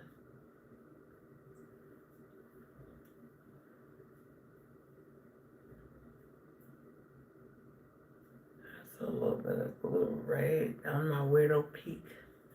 That doesn't mean a widow's peak. Okay. Okay.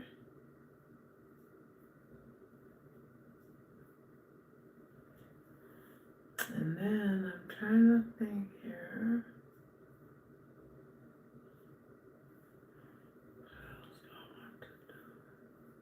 I don't want no thin pieces, so that means we need another piece right here. But I'm gonna put a little short piece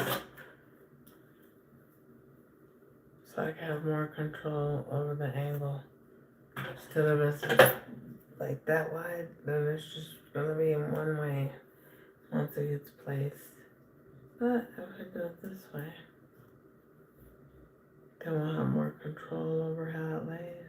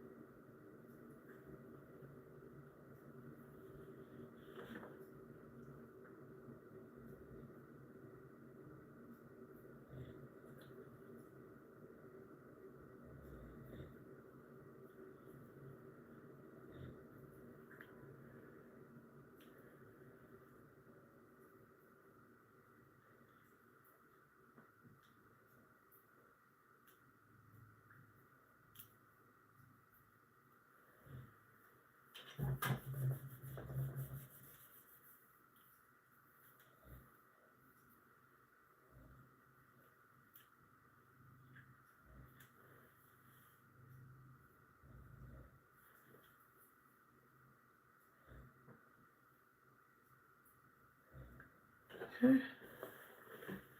Let's go back in. Let's work with this. Finish up that piece right here. Use this one.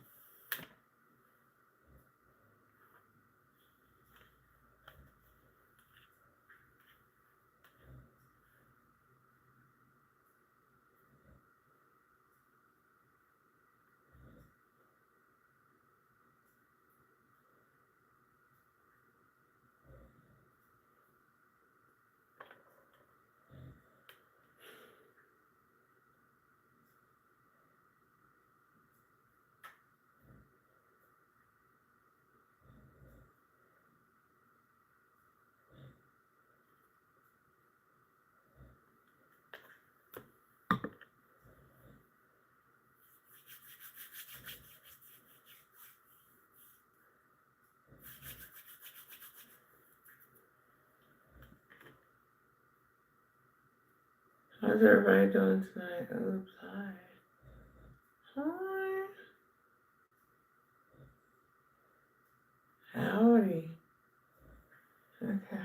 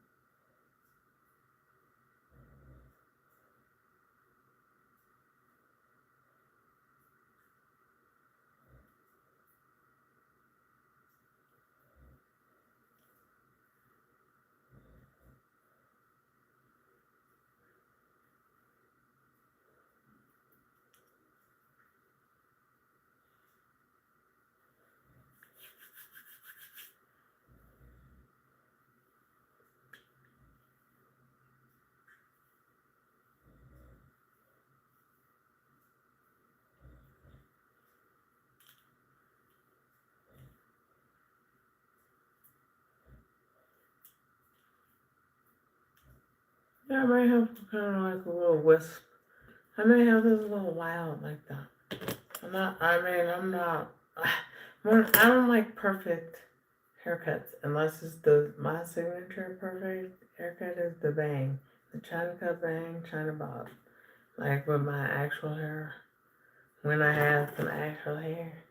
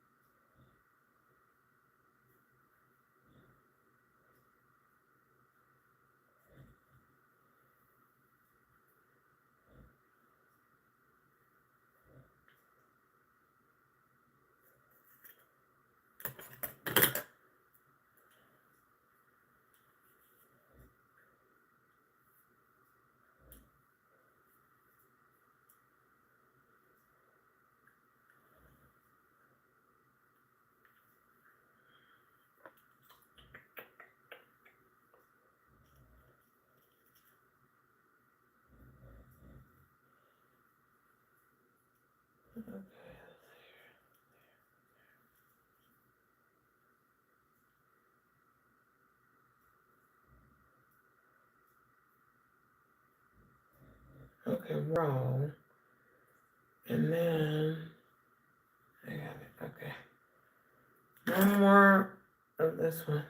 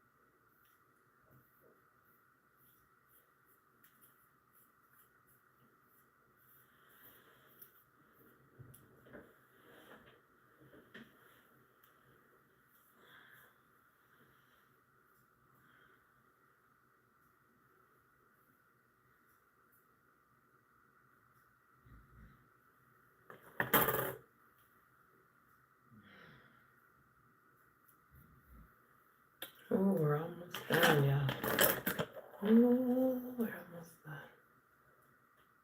What I should have done is gotten a closure. Because I'd have been done.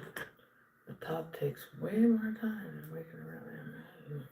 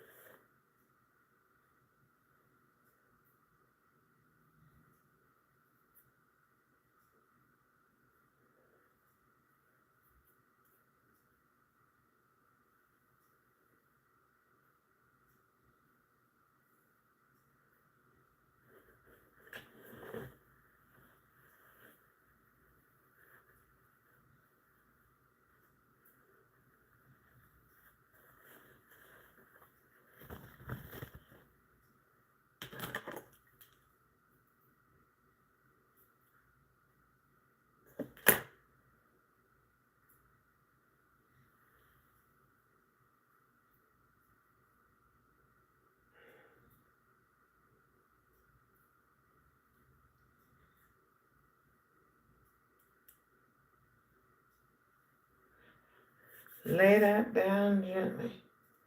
Gently lay it down. Gently lay it down.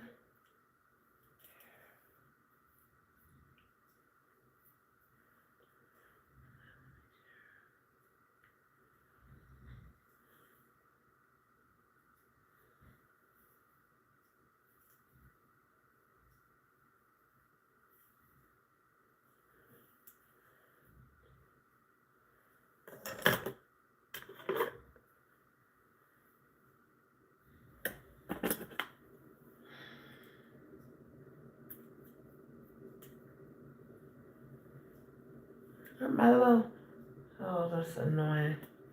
Just forget it. My towel done fell on in the hair.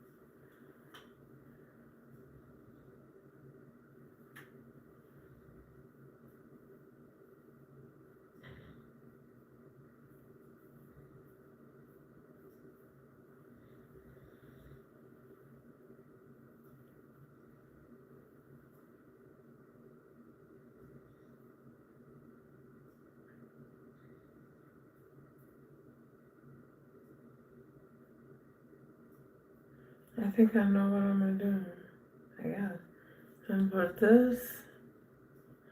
How many more rolls would I want?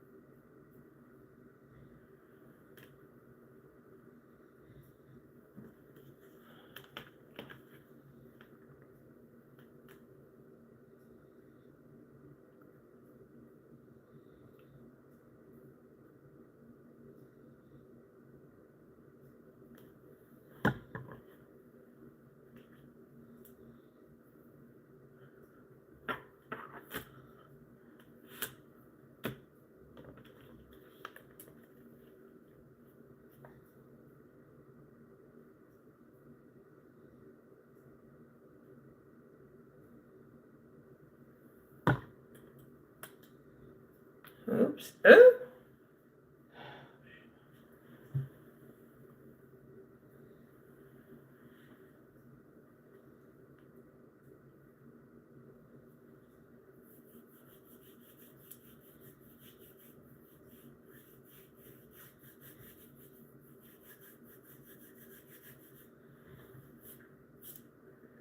Girl, let me take my Tylenol. I take some Tylenol. This ain't it.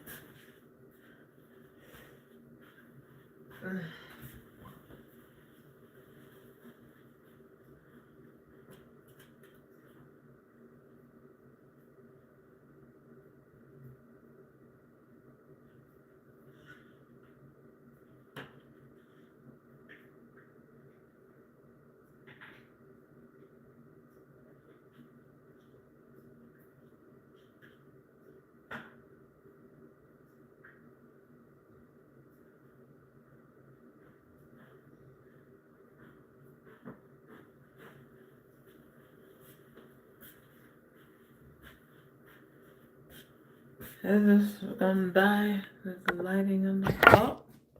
Oh, we finna die. I'll save the percentage. Hold up.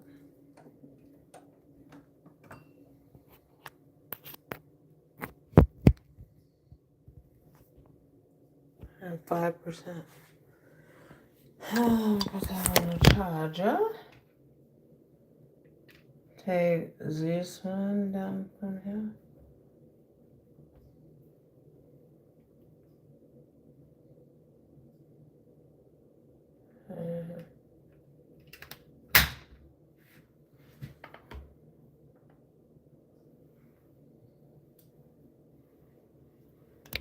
Put this one here.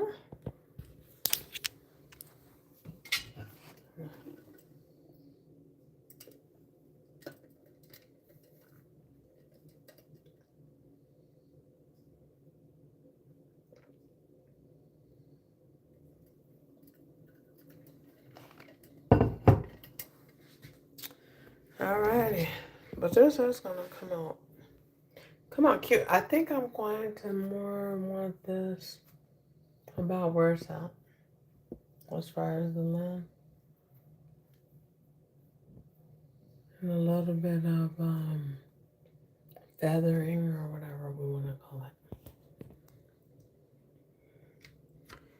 So let's put this on this tripod here. Now that we have a charger. Okay. So back in full effect.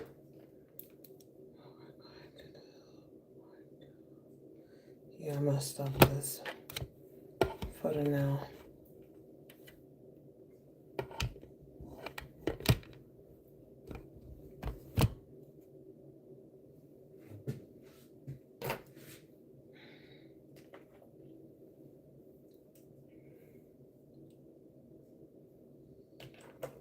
Before we move to the next row, and I think I'm just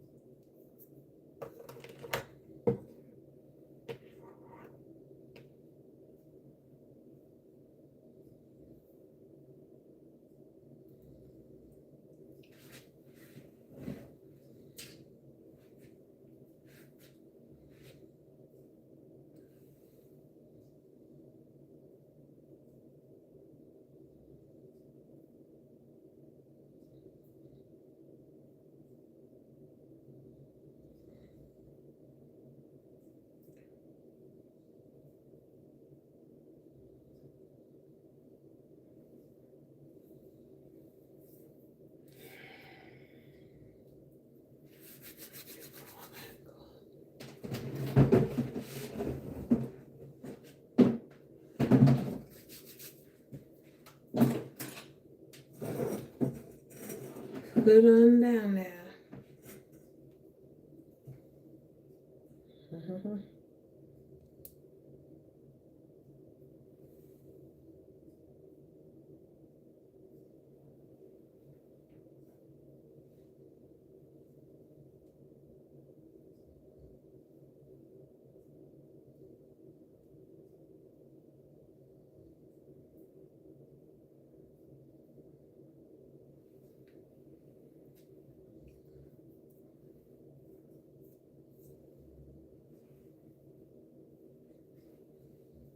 Okay, so we're just gonna keep on working our way. I'll need one more short piece, probably two more over on this part.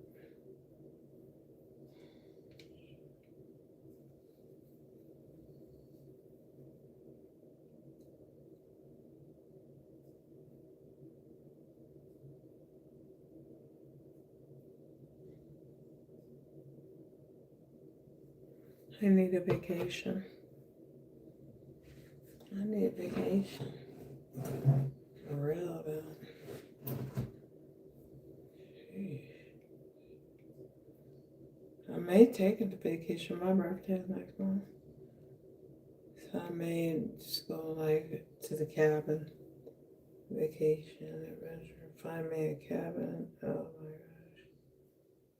That I really would like.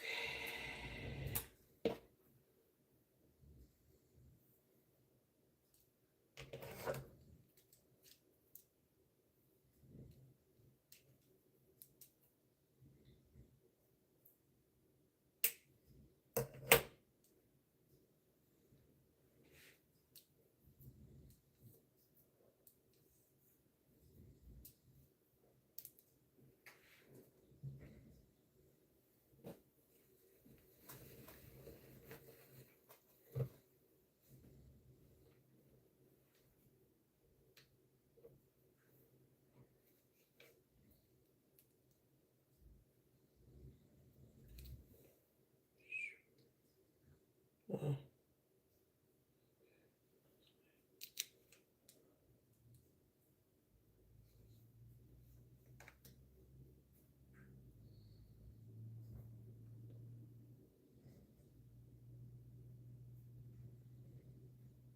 I had to stand up, sit down, stand, run, skip up, get her done.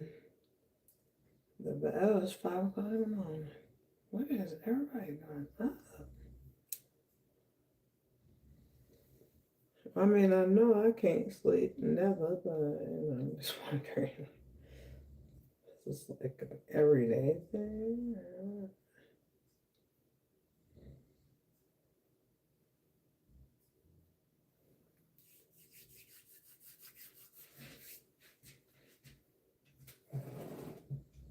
Oh, back is tight.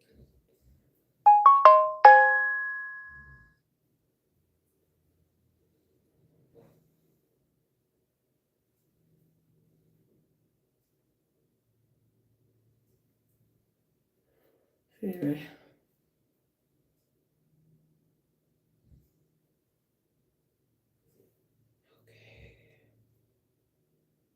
Now I'm just going in, I believe, with little pieces.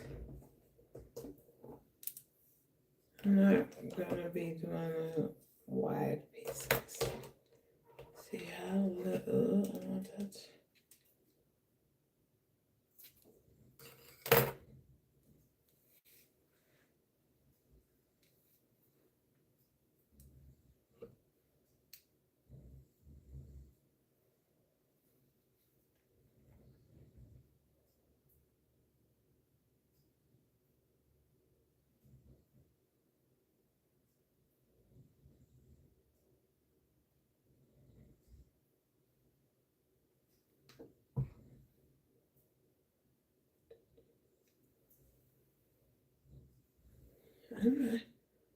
That ain't it. That is like a whole football. Not that kind of football. Fumble. I fumbled that ball right there. That made me hurt.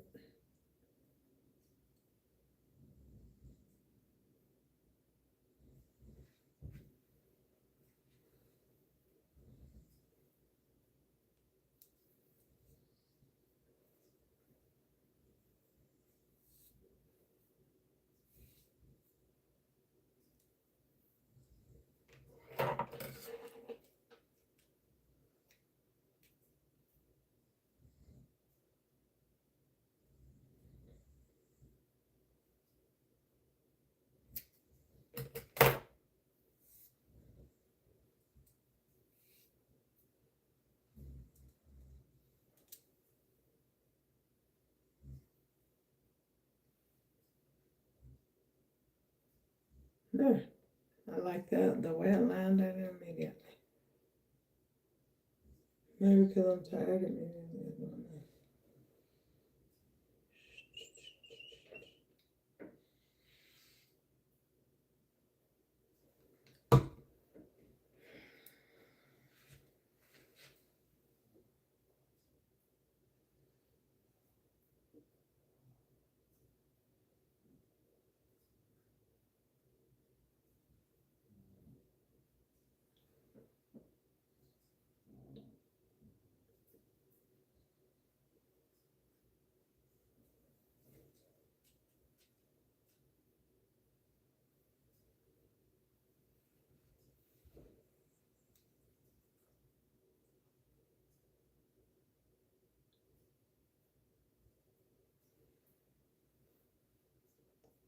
Let me see this piece.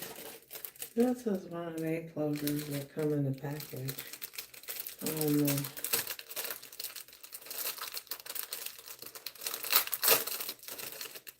I don't know how I feel about it.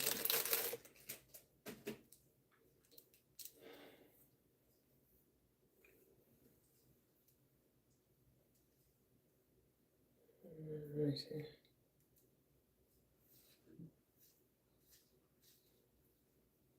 That'll be okay. I'll just add a few more pieces like that. Let me see here. Hold on.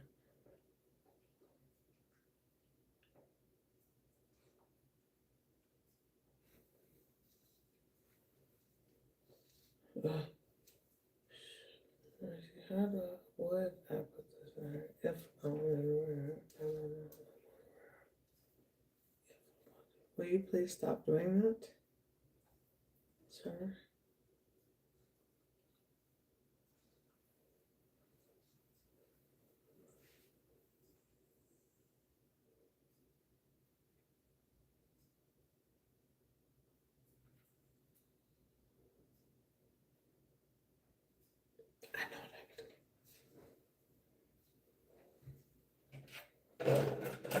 You gotta get admitted.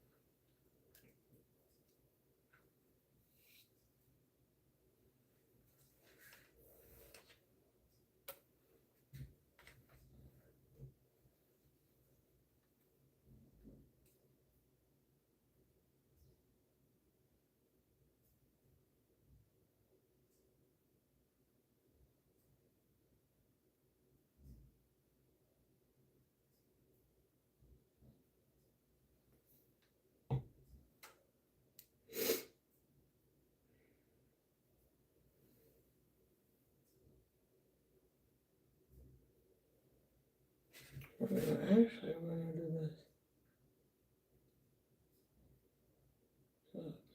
directly in the face.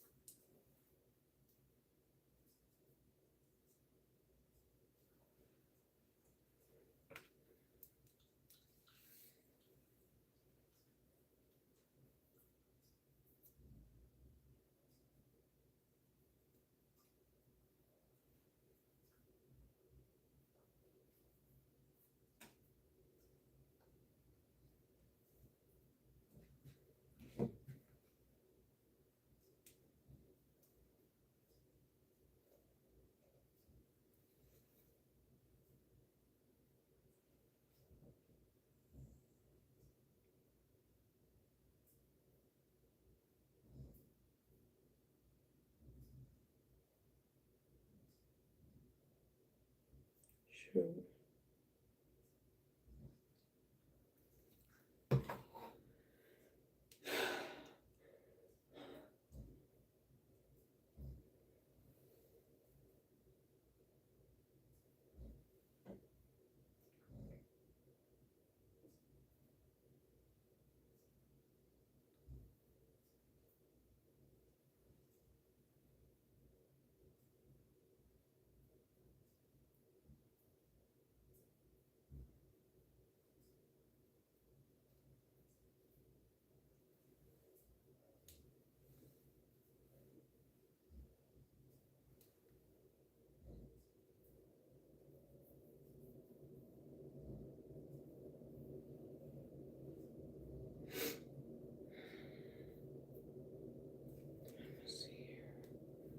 See if I can make this work for this little piece here. Maybe to close on down there a little bit better.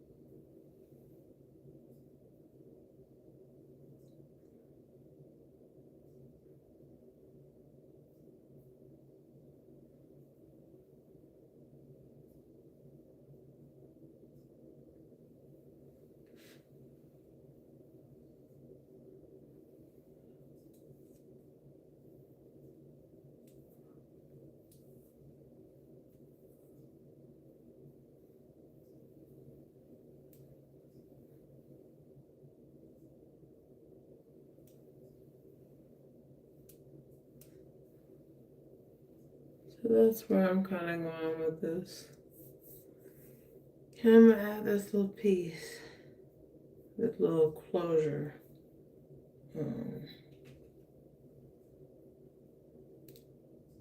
The best way that you're gonna hold all the hair together. Give it a little bitty, not no pour or nothing like that, but just a little.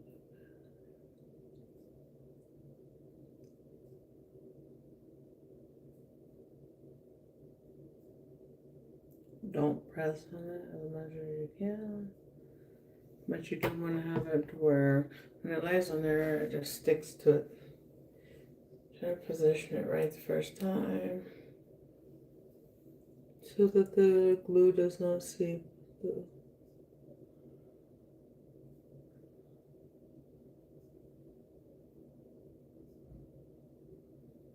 And you guys can see the little where I need some coverage there.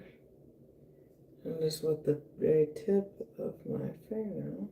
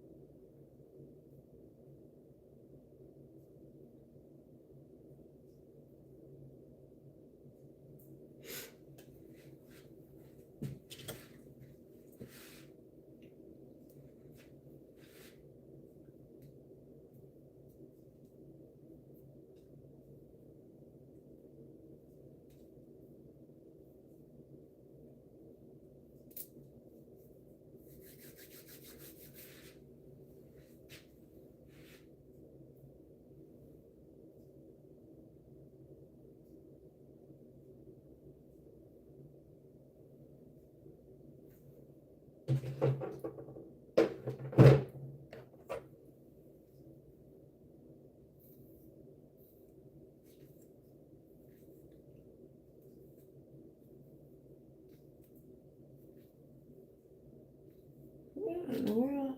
Oh, that's that little spot that we run the cover. Okay. And then we're just gonna whisk it. Wisp it. Wisp it. Probably do some work on it tomorrow. I'm not doing more tonight though. Well, I could do this piece. Yeah, I'm gonna do this little edge piece right here.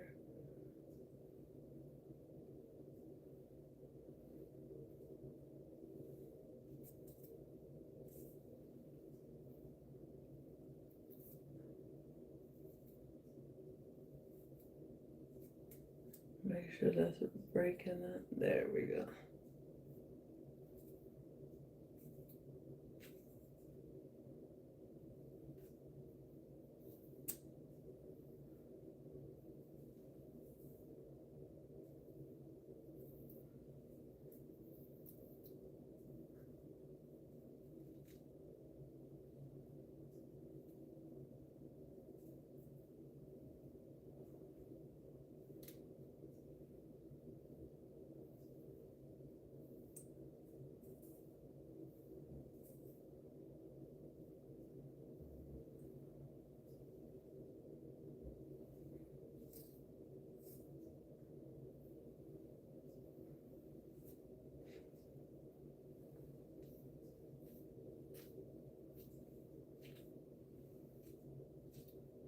There.